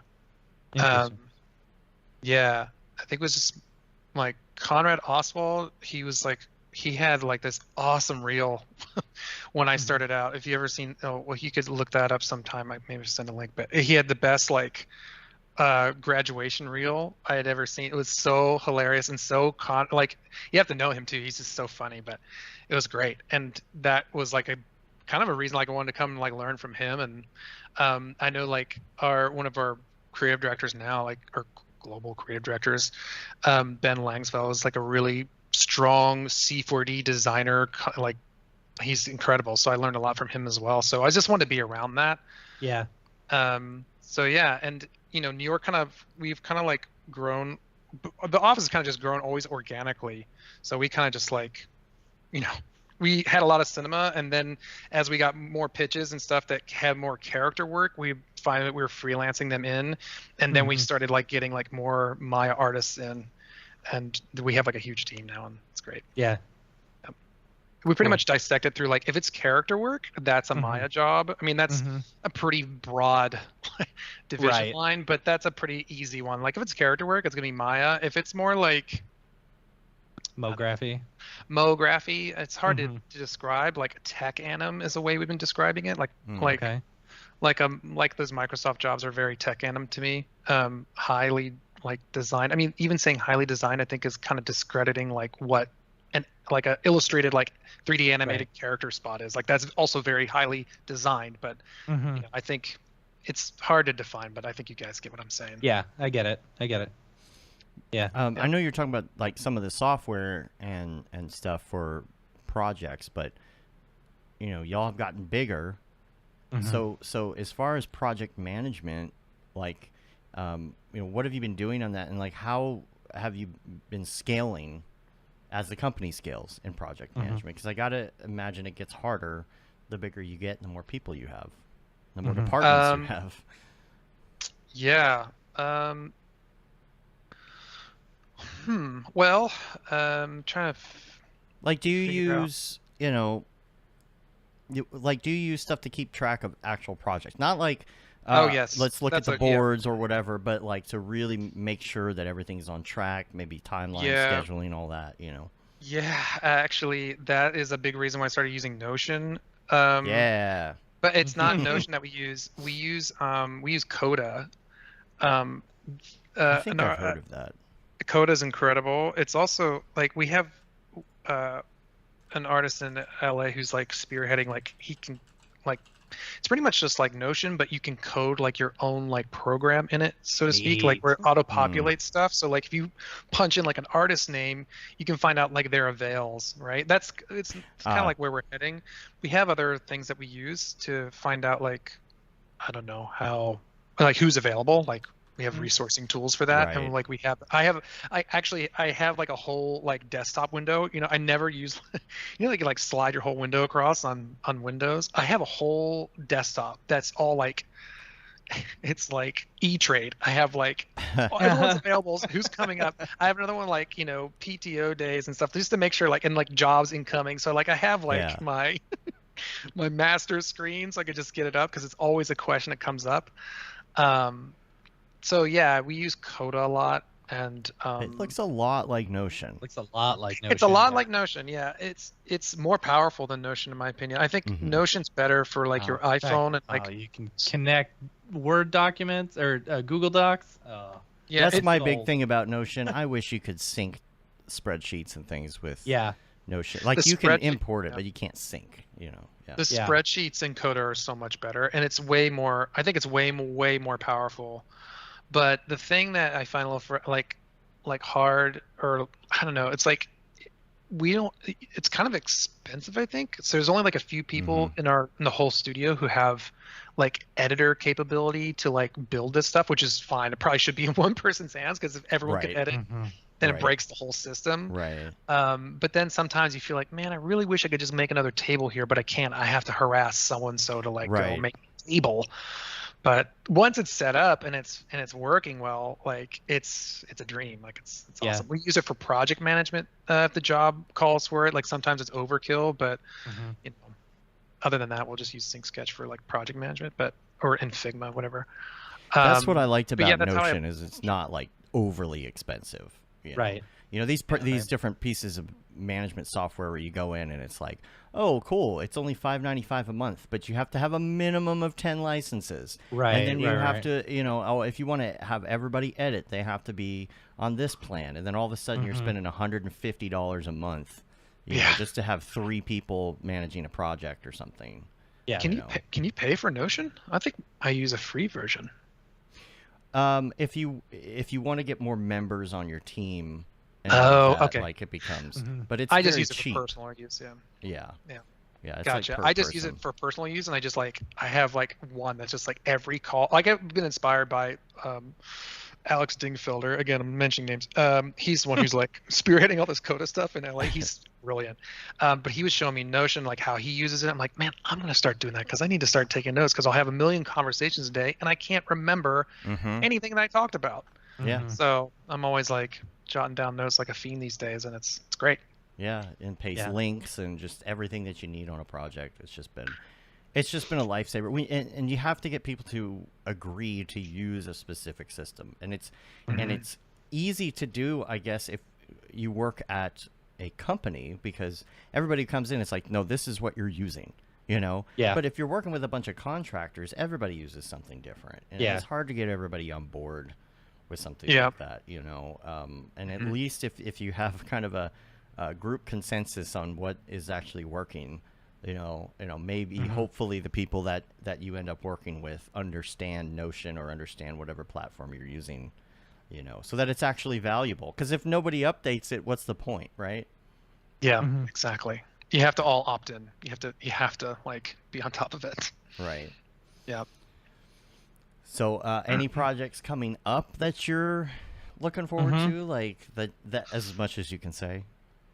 Yeah, as much as I could say. Like the one I'm on right now, I'm really excited about. We have so much stuff coming in right now, and I'm just like, I'm on this project right now, and there's all this other work coming. This is a common thing. It's like all this work coming in, and I'm like, ooh, I gotta find a bunch of people to like staff these jobs, and like maybe it dips into freelance a bit, and it's kind of stressful. Like I will say one other thing about your question about managing.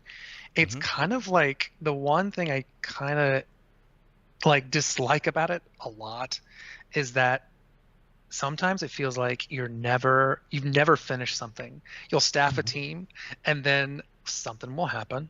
Anything happens, like someone got sick or the brief change, like the ask changed or something or whatever. Like you have to like rethink like, okay, what's this mean? I got to find like who would fill this role. Like it's like it's not like, oh, that team's done.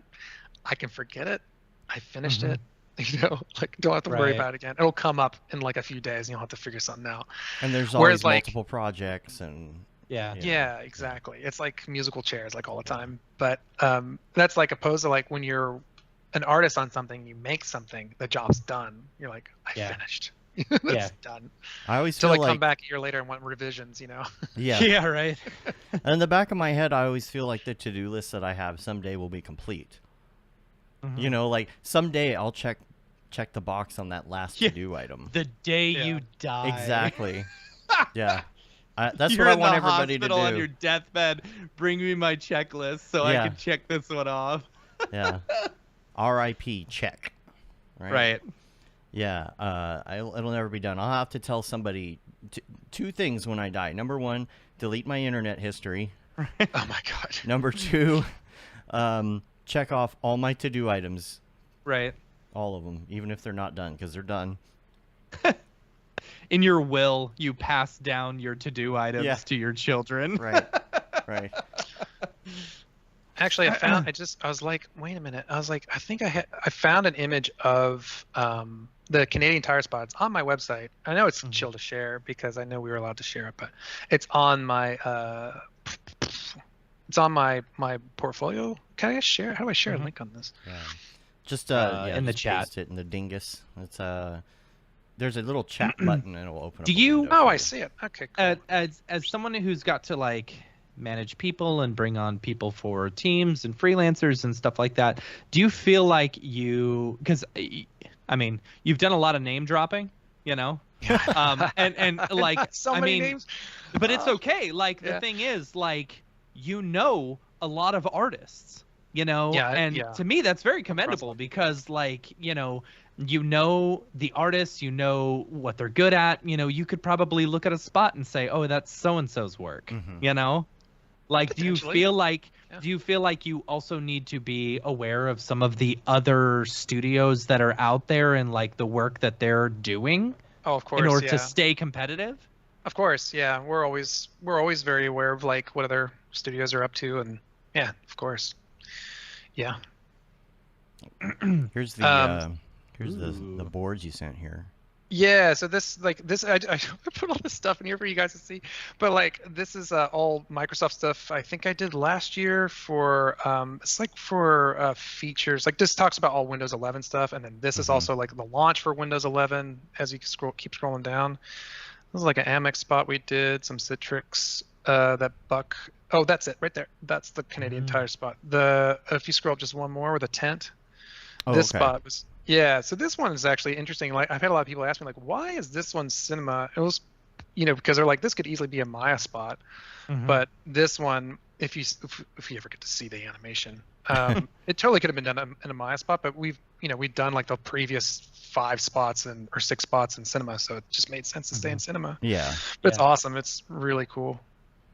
I mean, I gotta name drop one more person, but Yojin Shin, she was a great art director in that. She's made a lot of awesome matte paintings and stuff, like concept art. It's awesome. How do you still like stay up to date with like the Marvelous Designer stuff? Like, how do you feel about that program? Because so like that one you just passed, actually. That one was the last time I used it. One more. Oh, for the Or yeah. where's the spinning thing? Yeah, Yeah, there it this is. one here. So that one on the left, I did that in Marvelous, and the one on the right, actually, I did in Houdini with a ton of. That's actually the first real Houdini project I did, with a ton of help. With I'm gonna name drop again, Hogan Williams, who's like, he's an incredible artist. He's so good. Like, there's a thing. Like, another thing, I just want to say, like, you know, this is one thing I do like about Buck, and I know I'm like raw Buck, whatever, but like, everyone is really good at their one thing, and I'm not good at everything. So there's always someone you can just tap on the shoulder, like, hey man, can you help me out? Or like, can you like draw this? Or like, there's always someone there like to kind of help your blind spot, which is Yeah, that's nice. why like my work looks probably as good as it does, is because I have a lot of support, Right. Yeah, that's the nice thing about having a team like that, for sure. Yeah. Yeah. These are great, man. You got a ton of stuff on here. Yeah, You got your great work. 2016 reel. We could watch that. Oh my God, I'll do that. Oh my God. Yeah. See, for me, that's probably like my most current reel. I don't know. I Ours don't is remember the last time. 2017, I think. Old. 2017, 2019. It's so I don't know. old. Yeah. It's all NDA. How do you, God, like, I mean, you don't have to deal with that, but it's like, how do you deal with having years of NDA stuff and not being able to show anything? I don't know. That would kill me, man. Yeah. That would kill me. I We're don't know dealing what with I do that right now. It's tough. It's tough, like, because by the time you can show it, it's so old. You're like, that's old work. I've done some great stuff since then. Right. Yeah. Do you think that it only looks old because you guys that's your relationship with it, or do you think that the actual style of it is old? Like, it's hard to say. Yeah. Some of And it you're is always your own column A, worst little from critic, column but- B. Yeah. Yeah. It's like, oh, here's this thing where this thing breaks apart and explodes into pieces. And, like, we've done a lot of things breaking things apart and exploding them into pieces over the last 3 years. And I feel like we've gotten better at exploding things and breaking them into pieces. You know what I mean? It's like, oh, man, like, the motion blur is better on it now. And, like, there's all sorts of stuff. And maybe it's just having our eyes looking at something old we did. But, Yeah. Yeah. I mean, you look at Toy Story 1. It's like doing I'm that. telling you, I would love to see them go back and do that with like current lighting. Oh my GI, God. Yeah. like GI and current lighting and updated textures and done in 4K, and Andy doesn't look weird, like, dude, yeah, that would be killer. That would be killer. Things actually have shadows. Just open up the old project and see what Yeah. it looks like in the current version of RenderMan. Yeah. Seriously. Man, I felt that too when I remember I saw Toy Story 3 when I was in LA, and I was blown away. I was like, that lighting looks incredible. Yeah. Like, there's a shot of Buzz Lightyear like I think he's like in some darkly lit thing. He goes like in the attic or something, trying to find whatever, that teddy bear. I don't know. But it's like this moody lighting on him. I was like, that looks real. He looks real. Wasn't that the first one they did GI for? No, the first one they used GI for was actually Monsters University. And if you go back and watch Monsters University, you can tell. It's like, oh yeah, they're trying to like, create some really dark scenes and, work on bounce lighting entirely and stuff like that. You can tell. I mean, the you first know. Toy Story with GI. Was that 3? Yes, probably. Yeah. Yes. Yeah. See, my daughter is obsessed with it. She doesn't know how to speak yet, but she's somehow obsessed with Toy Story 1, so it's on every day. And, like, just everything looks like it's hovering. Yeah. Yeah. There's just no shadows on anything. Toy Story 4, I was blown away, that beginning scene when the RC car is stuck in that water and it's like just revving, and all the rain. I was like, this is real. This is real. Like, at what It's point? hitting the pinnacle. Yeah. Right. Right. Some artists saw that board and they just pooped themselves. They said, I don't know how I'm going to do that. But no, but the crazy thing is that what Pixar does, I mean, we're totally going off on a tangent or whatever, Right. but what's crazy about Pixar is that they can mix this super hyper realistic looking stuff, and yet it still feels like a cartoon, It doesn't feel like, the characters are still cartoony and whatever, but like the main characters, the toys, they actually feel real, I don't know. It's crazy. It's crazy, Yeah, they've really like walked that thread perfectly. It's like the behavior of them is so like, it's more like the behavior I think that makes them feel like more like illustrated, and then the render is just so real, and the way they're designed, like their silhouettes and all that, like all contribute to that. It's like they do it better than anyone. It's so good. I mean, are there people at Pixar who were like, no, that's too photoreal, let's scale that back a little bit, I don't know. Could be. Got to get someone on. Get me Michael Eisner on the phone. Yeah. Wait, what? No. No. Get Pat Osborne on here. Right. So, I've got to use the restroom. Cool. I'll be right back. So I wanted to start off the Mograph Recommend segment before I do that, so you all aren't just sitting there waiting for me. So we just go through and we ask about some of your favorite things, because it's interesting to hear what people's influences are in different positions, and maybe where some of their ideas might have come from or whatever. And so we're going to go through this, and the number one thing on the list is going to be your favorite movie. And I'll also say, because this probably wasn't in the notes I sent you, this could be all time, or this could be something recent. And it could be multiples, but BRB. Okay. Go ahead. All right. So favorite. Is there also a favorite TV show? We'll get there. Yes. We'll get next. there. Okay. All right. So that I is can't next. substitute. That's next. All right. So I wrote down a few, but like that's so hard. I think like, God, a movie I can't like turn off if I see it, but I don't even know if I'd say it's my favorite. Like, in my heart, my favorite movie is Empire Strikes Back. That's like childhood. Yeah, like it's my favorite in my heart. Yeah. Maybe for a lot of reasons. Like, I even love like, whatever, Ralph McQuarrie. Like I love all his artwork. And I love like everything Star Wars. I'm a huge Star Wars nerd. But then, I don't know, like favorite movie beyond that. Like in the context of this, I was thinking like maybe Alien is. It's kind of like Die Hard, but Die Hard doesn't have any CG to it. Not that Alien. I mean, Alien has, do they have CG in it? They had just like prosthetics and stuff, but it's like the same thing to me as Die Hard, where it's someone put in an impossible position and has to rise to the occasion. Right. And it's in outer space. Like, and again, Star Wars. I love outer space, and it's awesome. It's like one of my favorite movies ever. But I wrote a bunch of other ones, but all three are great movies. Mad Max Fury Road, that's on TV. I have a hard time changing the channel. I have never seen that. Oh my God. Yep. Oh, dude. Dave, did you hear what he just said? No. Have you seen Mad Max Fury Road? I haven't. What? I haven't. What the hell's the matter with you both? Yeah. I don't watch many movies though, so it's just movies in general. It's okay. For me. Dave hasn't seen The Godfather or Terminator 2. I haven't seen The Godfather either, but I had definitely seen Terminator 2. Yeah. Oh, dude, Terminator 2. That's one that I would not turn off ever. That's a hard one to turn off too. Actually, that's a really good one. But I think I have seen it enough where I can change the channel now. I know like every line and like. Oh, it's so good. It's so good. So good. What other ones do you have on your list? I wrote The Departed, Seven, Ghost in the Shell. I was like thinking maybe it's like something like that. Then here's a controversial one. Again on the alien theme, Prometheus. I really like that movie, not because it's written well. It's not written well at all. It's written like hot garbage. But I am a big Damon Lindelof fan, and I like the concept behind that movie more than anything, and the CG is pretty amazing. Yeah. But like that opening sequence is so good.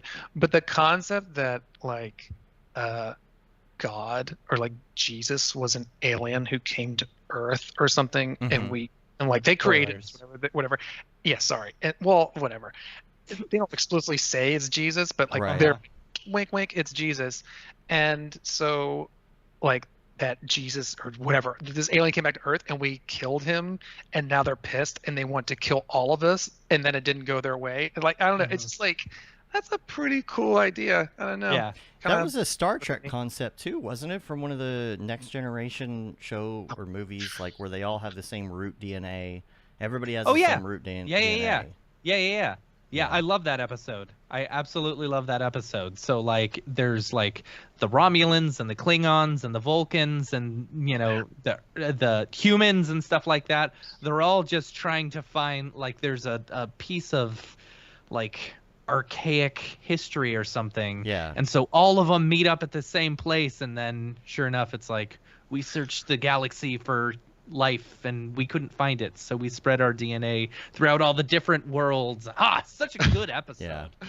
I was so anti Star Trek because I was so pro Star Wars. I was like, this isn't Star Wars. See, so I don't love Star Wars because I'm so pro Star Trek. Yeah. Right. Like I enjoy, A New Hope, Empire Strikes Back, Jedi. Yeah, like I love those because I grew up with those, and it's like I hate the prequels.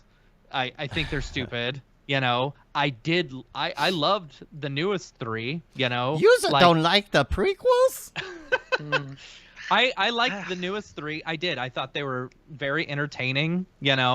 I mean, who cares about? I mean, it's just rehashing the other thing. I feel like if they had given Rian Johnson a chance to do the third one, it would have been way better. But whatever, Yeah. I love the stuff that he added to the Star Trek universe or the Star Wars world universe, and it's like, but whatever. We just got so nerdy, and I love it. This could totally turn into a Star Wars podcast. Dude, when we had Jules on last week, and anytime we're in like person hanging out, like it's just Star Trek. We just talk Star Trek. That doesn't surprise me one bit. That does not surprise me. It really doesn't. Well, Strange New Worlds is just so good. I need to watch it. It is such a great refresher. And of course the Orville, which really isn't Star Trek, but it's faux Star Trek. It's pretend Star Trek, and it's like literally like there's no comedy in it anymore. It's just a space show now. It's weird how that happened. Maybe the Hulu transition. I don't know. Yeah. But speaking of which, TV shows. TV show. This is an easy one for me. My favorite TV show I've ever seen, and I've watched the season like 3 or 4 times, is Watchmen. On HBO. Watchmen. Okay. It's incredible. My sister-in-law bought me this. I was going to say, I didn't see it in the list, but you know what a good question to add to this podcast may be? Sure. What's on your desk? Oh, that's a good one. Yeah. That is a good one. That is a good one. My sister-in-law gave me this. I'm tired of Earth, these people. I'm tired of being caught in the tangle of their lives. I just have dark berry Dr. Pepper. That's all I can Centrum. Centrum Silver. Is it silver? Am I old? No, that's the senior. No, just regular Centrum. Yeah. But yeah, that's also another Damon Lindelof show. Did very well at the Emmys. But have you guys seen it? Have you watched it? I have not. No. Oh my God, it's got everything for me. It's a superhero film. It's very like culturally like relevant.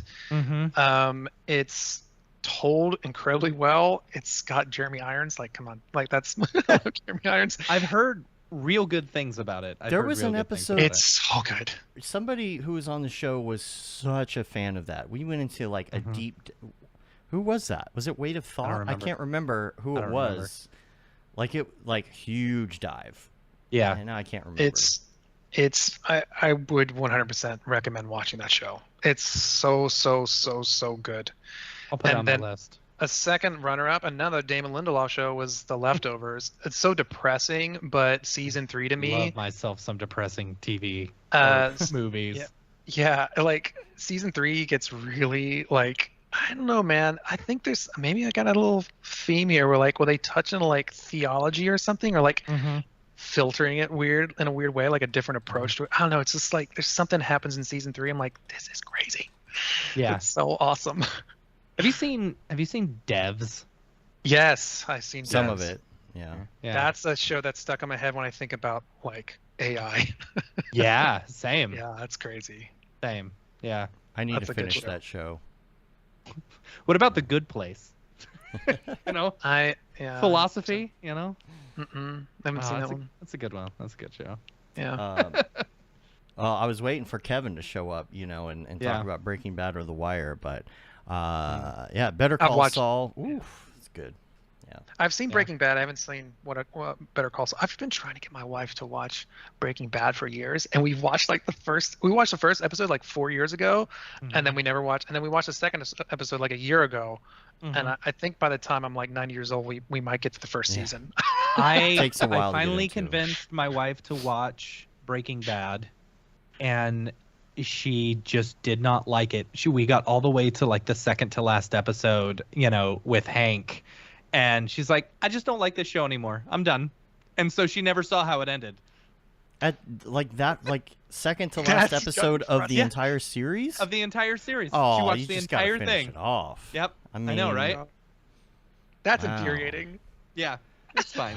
Whatever. Who was it that was talking about not watching the last episode of something because then, or drawing it out real slow I don't remember. because you don't want it to end.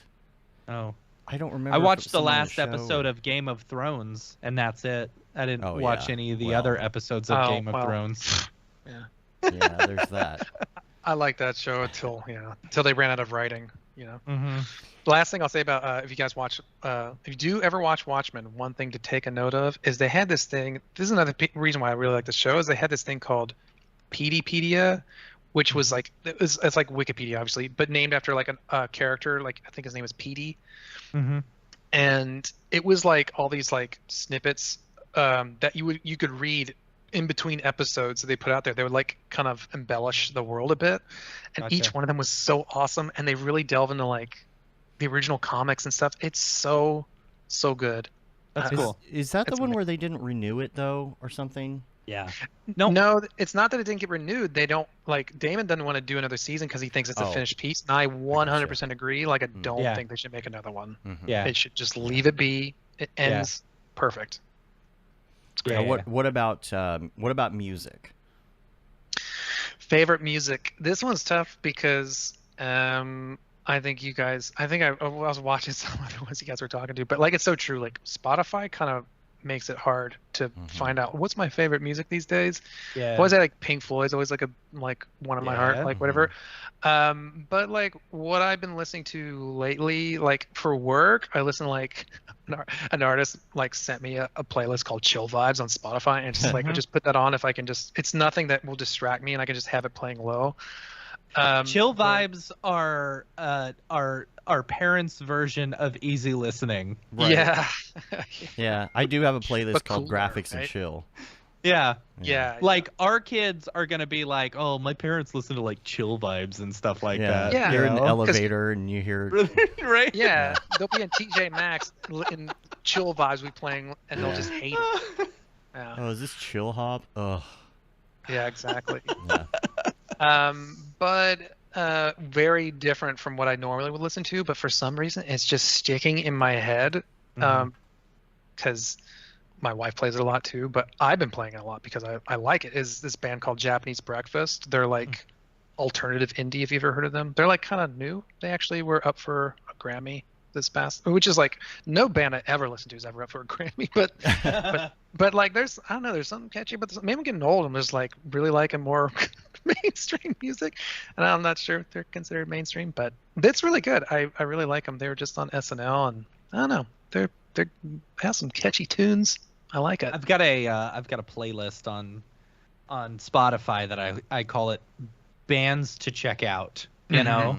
And so like what I do is like anytime like I'm on TikTok or on the show and someone recommends a band, I'll add that to that playlist, you know, and then I almost always throw on that playlist, you know, while I'm in the car. And then if a song hits me, I'll be like, oh, I got to check out that band some more, you know. Yeah. It's the only way I've found in order to discover new music because honestly, It's like, different than before. Like Yeah. like growing up, I discovered my parents' music because that's what they had on record and cassette tape, you know. And so I did grow up, you know, knowing some bands that were before my time, you know. Got that Christopher Cross and that Billy Joel and all that kind of stuff, you know. But Gross. or Jerry Rafferty, you know. You know what a good No. No. Yeah. You know what a good chill like music is, and I don't know how to pronounce this band, but I love this. Actually, is one of my favorite bands for sure. I don't know how to pronounce it, but they're awesome. Definitely Wow. chill to listen to. Krongbin? Yeah, they're really good. I used to Yeah. play that, like when we were in the office. I used to play music in the office, and I would play them a lot because it's like it doesn't really upset anyone. It's like that band called, I think it's called Royksop. Roysop. They did that song with the Caveman Geico commercial like 20 years ago almost now. But I got into their stuff because of the Caveman. That's funny. Where he's going through the airport and he sees the sign and it says "So easy a caveman can do it," and he gets sad. Yeah. You know? Oh yeah. Like I think I Shazammed that song back when iPhones first came out, and I started listening to them. But the thing is, back to the point about listening to stuff of my parents or whatever. Now it's different because you do have Spotify to listen to, and half the time I don't even know. Oh, I like that one song, but I don't know who it is. Yeah. But it's different to. I feel like I listen to stuff that is popular now, and I listen to stuff that my kid listens to. It's interesting. I threw on the top 50, the Billboard top 50 or whatever the other day, and some of it I didn't get, but a lot of it I knew because of TikTok. Apparently Harry Styles. I've been listening to Harry Styles this whole time. Who knew? Yeah. When's the last time you could remember like, oh, I know like a whole album. I know the name of a song. I don't even know the name, like the title of a song. I don't even know the title of a song. Yeah. Unless I really like that band. But even then, like, God, I mean, there was a time I listened to a lot of Tame Impala, like in 2012 or whatever, and like, I couldn't tell you a single name of one of their songs. Yeah. Isn't that crazy? It's weird. Like, I don't know. So when I it was a used kid, to listening be Foo Fighters, it used to be that you would listen to an album and you'd only know the name of the song or the track number. Yeah. I don't even know the track numbers. Yeah. Track numbers. What's that? So you listen to that while you work. Do you ever listen to podcasts?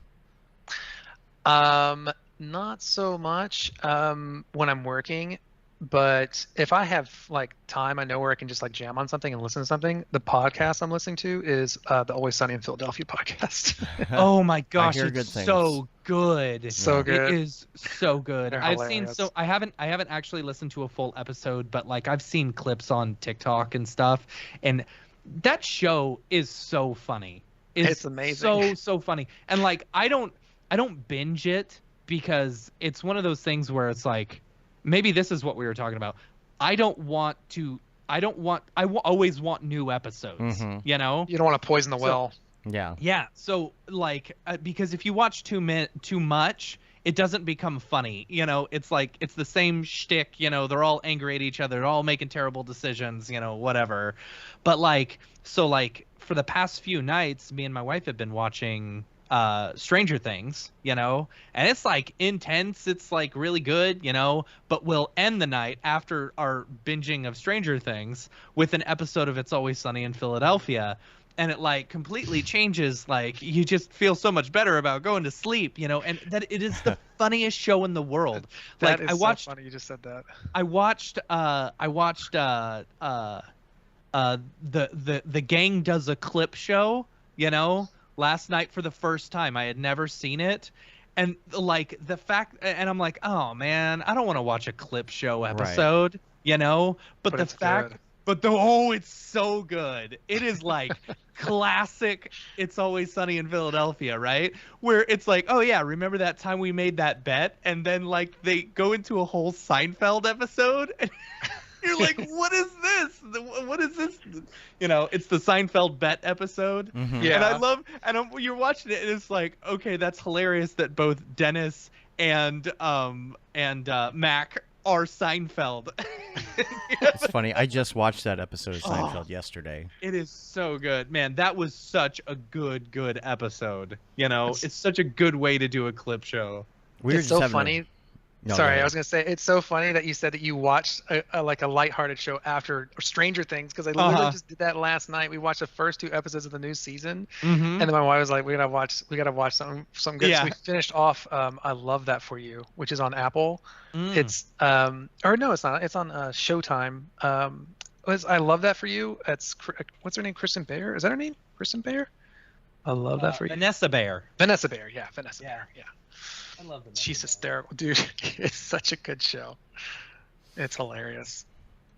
I So watch the- so much TV. It's disgusting. So the next one on the list here in our recommend segment is it plugin, but you're not allowed to say render engine as your favorite plugin. Right. What render engines do y'all use, by the way? What render engine, bro? That's fire. That Well, renders fire. we use Redshift. We were using Mm-hmm. Octane like years ago, and then we started using Redshift, and then I got sick of wanting to hang myself, so I said we have to use Redshift. It's just, gotten easier. It's gotten easier. Yeah, it has gotten easier. I will we, say that. see, we Well, stuck Octane- with I've it heard through this, everything, and like Yeah. we're still on it. So Mm-hmm. Right. I think like if you are a smaller studio and you're only like a few people, I totally understand how it wouldn't give you like heart palpitations when it comes to crunch Right. time. But what Yeah. sucks about Octane is its licensing is so garbage. Weird. Yeah. Like you can't get like they don't offer like a render license manager. So what happens is if you are doing a project in Octane, you're rendering it to our farm, there's always a node that like gets locked up or like, and it doesn't even air out. It just sits and it'll sit there weird. till you restart it. So Mhm. it's so frustrating. So you have to set like time limits. You kind of have to know how long your render is going to be. You have to set time limits so that like if a node picks up a render, a frame, that it will, if 10 minutes go by, it'll just restart. But that's 10 minutes lost, Yeah. right? are you And- using like a deadline or something for that Mhm. though? Oh, okay. Yeah, we use Deadline. Okay, Mhm. I see. Because the regular network stuff, I'm just ecstatic about. It's the easiest thing Yeah. to set up with any But- render engine over the network. But you have That to. also goes yeah. back to the Do small, you use you know, Team Yeah. render, or are you using Octane's like network render where you just Octane. time all the Octane's yeah. It's Is it just still- like seamless. It takes. Is it Yeah. still like a limit to like 18 GPUs or something, or 20 GPUs for one frame? I'm I not sure. don't think so. I've never tried that I don't know. many. Yeah. I wish. I think it has a I think it's crazy. We used to try that. Like I've done that before where like I max it out where I had like 17 or 18 GPUs working on one frame. It was amazing. But it's like crazy. Like you see it's like it's kind of noisy for like a second, and then like a split second later it's like, Boom. boom, it's Yeah. almost Yeah. done. Yeah. Like holy No, shit. there's no GPU limit. There's no GPU limit Yeah. anymore. I think that's the an network old- rendering? That's yeah. crazy. Yeah. Yeah, I love it though. I mean, like you just see it. They just show up. You know, as Mhm. long as you don't have any Yeah. crazy weird firewall things going on. But Yeah. you know, Mhm. so fast with 3090s. Mhm. Yeah. Yeah. Yeah. What isn't? Yeah, it's yeah, great. That's awesome. But plugin besides Mhm. render engines, what is your Oh, right. Your favorite? No, I mean, nothing really beats X particles. I mean, of course, but that's Yeah. such an obvious one. Like, nothing really beats that. yeah? You'd be But surprised. Not a lot of people choose X particles. You know. yeah, I don't know why.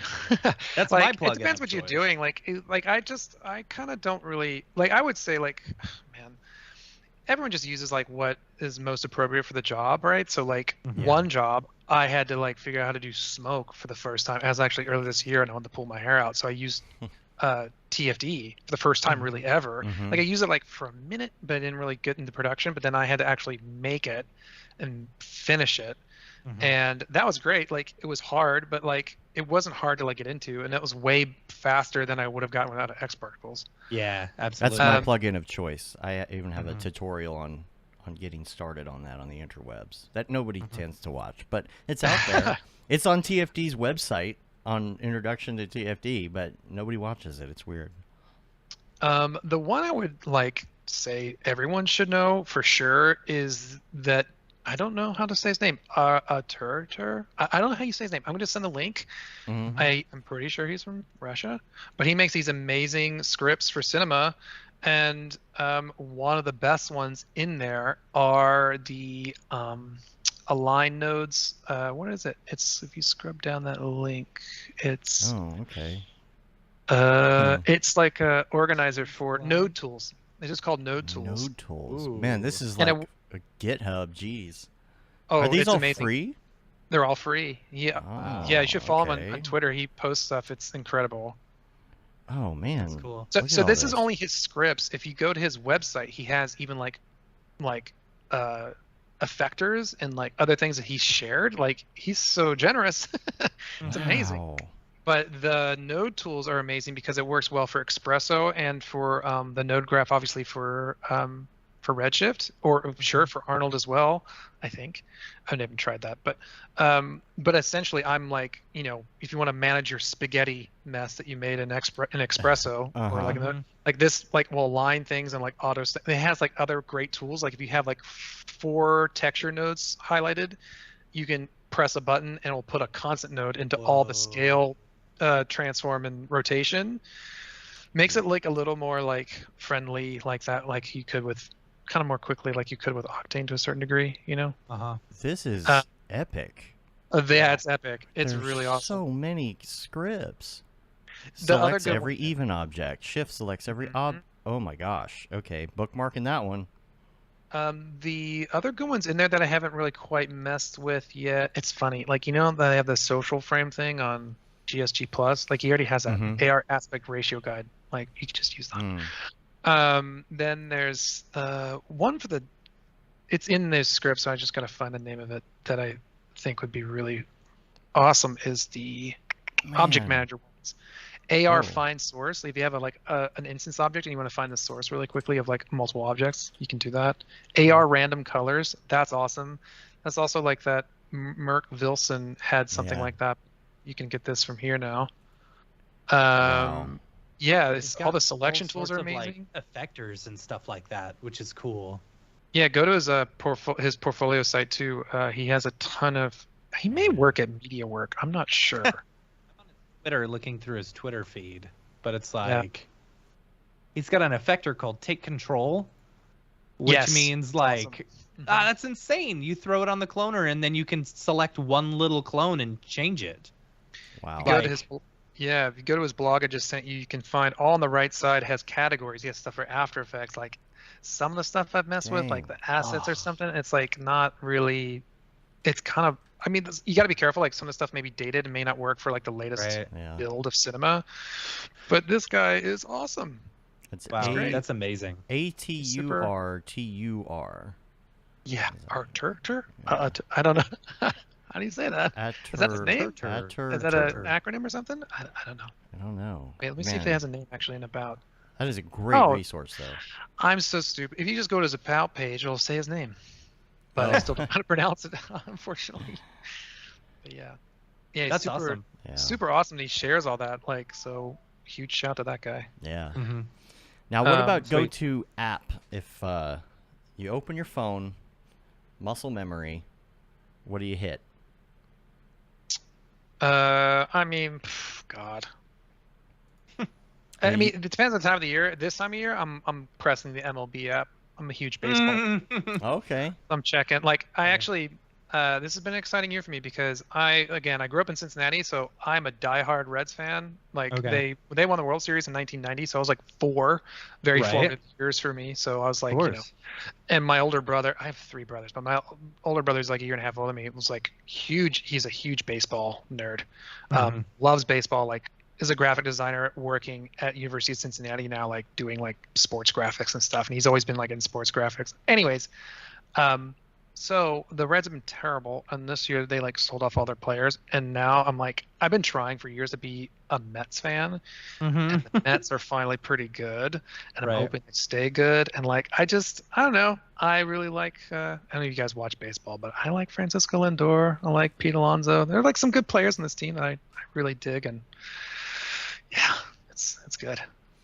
When the Rangers went to the World Series a couple times, you know, that was fun. You know, that 2011 was rough. Oof. Yeah, it was hard. That was it 2011? I think it was. I don't remember. I don't remember the year. It was. It was 2011. Yeah. It was. Yeah, it was. The Cardinals. I'm not a big fan of the Cardinals. So anyone in St. Louis, I'm so sorry. Just being a Reds fan, it doesn't work for me. I don't pay attention to the players very often, but man, do I love going to games. Like I love baseball games are one of my favorite sports to go see. Like I will take that over a football game any day, unless it's high school football. High school football, I freaking love. That sounds like someone from Texas right there. Yeah, right? Yeah. Cincinnati. That is someone who shot high school football every single Friday for probably 5 years straight. Like I love myself some high school football. And I was in the marching band, so yeah, Dave was at all the games in that capacity. That's so funny. Yeah. The question in Cincinnati, and this may not be true anymore, but I heard this once, but like the question in Cincinnati is like, it's not what college you go to, it's what high school did you go to. High school football there is huge. It's humongous. And we have like, they call it the Greater Catholic League because there's a lot of big like Catholic high schools with really good football teams. And they would invite like, they played teams from Texas and California, and like, it's crazy. Like a huge event. It's crazy. Anyways. Now here's the tough one. It's the favorite life hack. He knows it. It's He's the been life working hack. on it. Yeah. Oh. Our example we always give is Mitch Myers turned the toaster on its side for some bomb-ass grilled cheese. Oh, actually, it's funny. I was gonna say I wrote down Notion and Coda, but we already talked about that. It's okay. I have two other potential ones. One is, this is credit to my wife, but showering before bed instead of showering after you wake up. Shower before bed because, at least maybe it's a New York thing, because New York's pretty dirty. So you should probably I can see that. wash away I like all the nightmares that are on you before you get to bed. Feel clean in bed.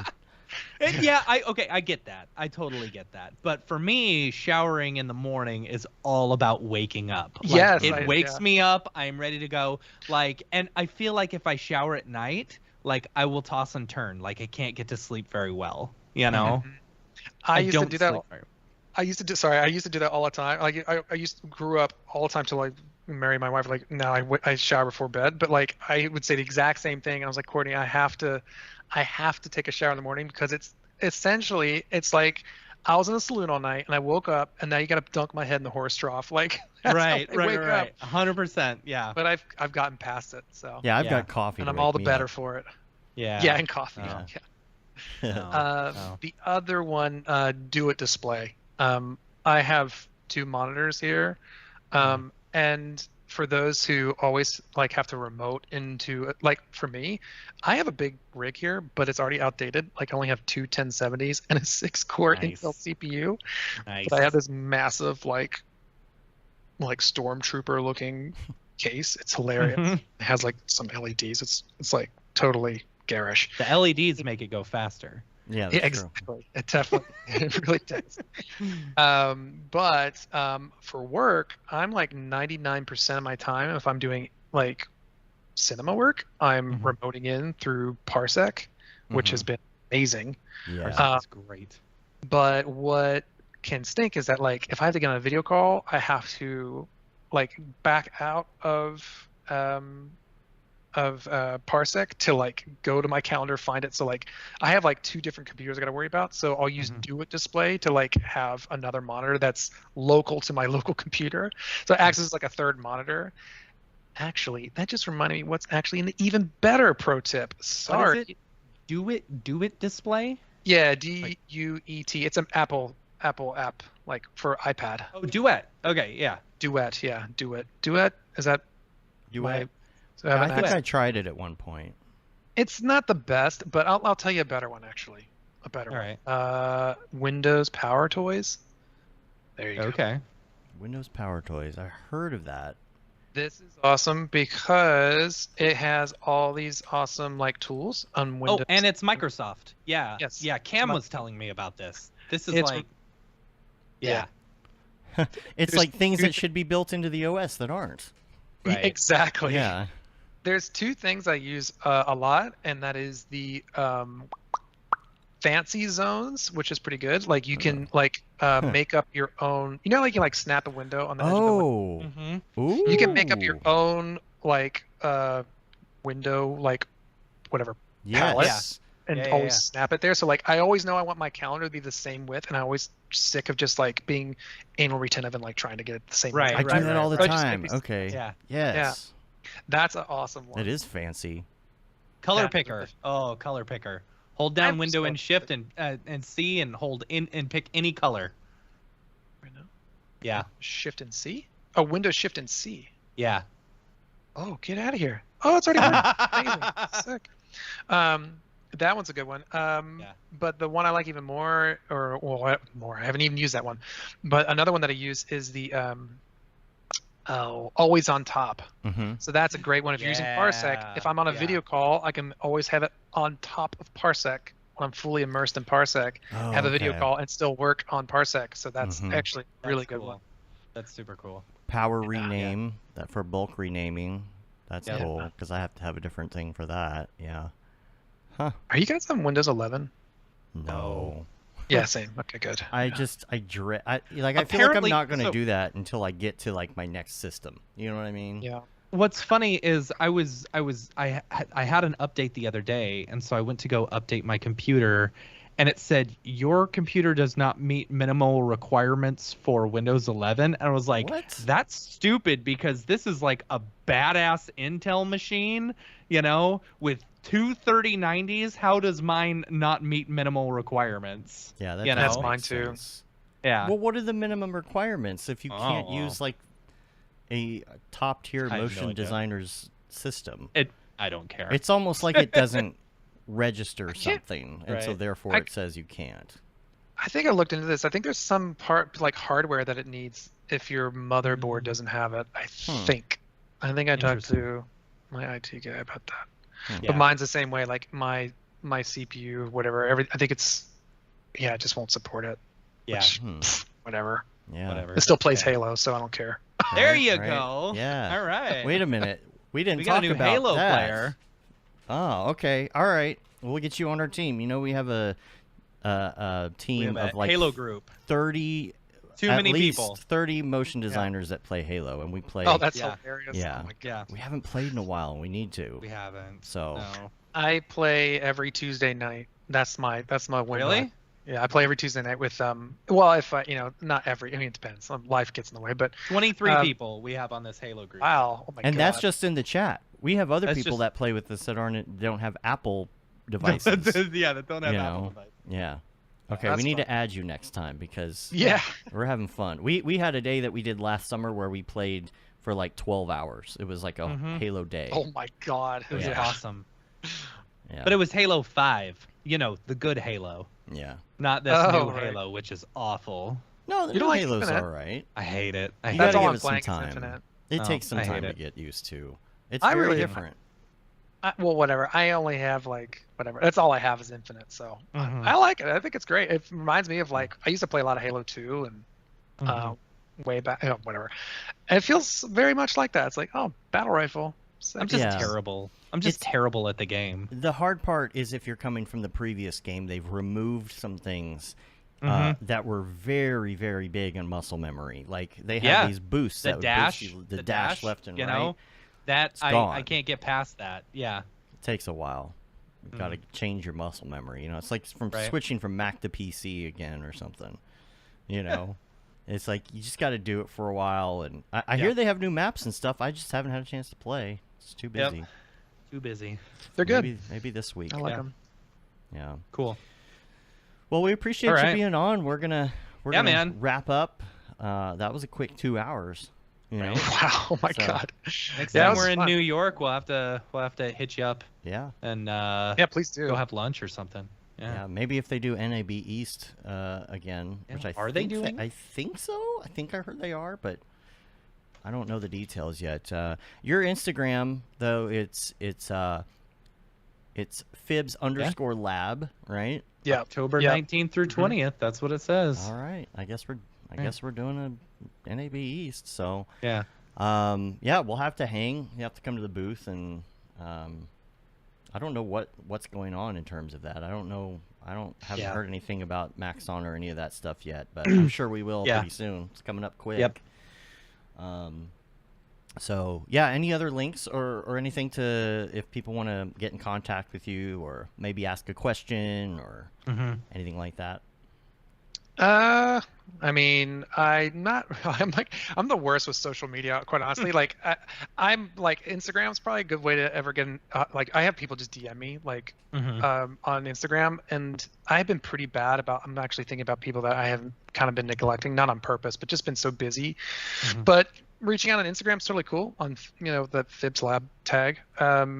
I have a Twitter account, but it's not really. I just kind of like look at whatever and I comment every once in a while. Like, Yeah, Twitter it's not sucks. really that. Yeah, whatever. Yeah, I think that's pretty good. Yeah, that's fine. Cool. Phibs Lab, it's good. Well, you can rate us on iTunes, leave a review. You can subscribe on your podcatcher of choice. You can say you've been there, done that, got the T-shirt with the Mograph logo tee, the Paul Babb, Fuel the Bab 2020 shirt. All the profits from that go to Doctors Without Borders. The Render Things T-shirt, hoodie, and long sleeve tee. Oh, Matt's wearing it today. Yep. And That Render is Fire shirt, which you are only allowed to wear, ironically, unless you're shams. Yeah. And the Mograph Blandishment shirts in there, too. We're on YouTube, mograph.com. Check there for the schedule if you want to find out what's going on. We're still working out our summer schedule. We got a show next week, and then we're going to take the 4th off because that's on a Monday, so we're going to do that. I don't know what the schedule is after that. I don't remember at this point. After that, I think we're going to take 2 weeks off then because I will be out of town.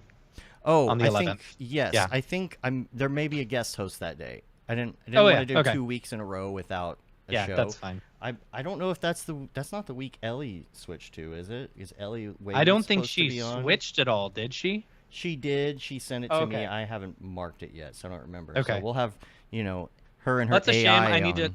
Yeah, I know. I was gonna say. Yeah. I don't know if it's that week or not. The thing is, it's scheduled, but I haven't taken the numbers and put them onto the calendar yet. So Right. I need to get on that at some point. Maybe later this week. But yeah, hit us up on all the things. If you have any questions, info@mograph.com. If you want to join the Slack channel, hit us up as well. If you want to join the Discord, we're in there hanging out and stuff. And I think that about wraps it up, though. Chris, Cool. thanks for being on. Yeah, of course. Thanks for having me. All It's right. fun. We're going to get out of here until and we didn't give you the heads up on this, but you have to say your name at the end. Yeah, you have until to say next your name time. at the end. Until next time. I'm Dave. And I'm Matt. And I'm Phibs, Chris Phillips. I don't know, man. That's it. I got too many names. Have a good one. Later, yo. Bye.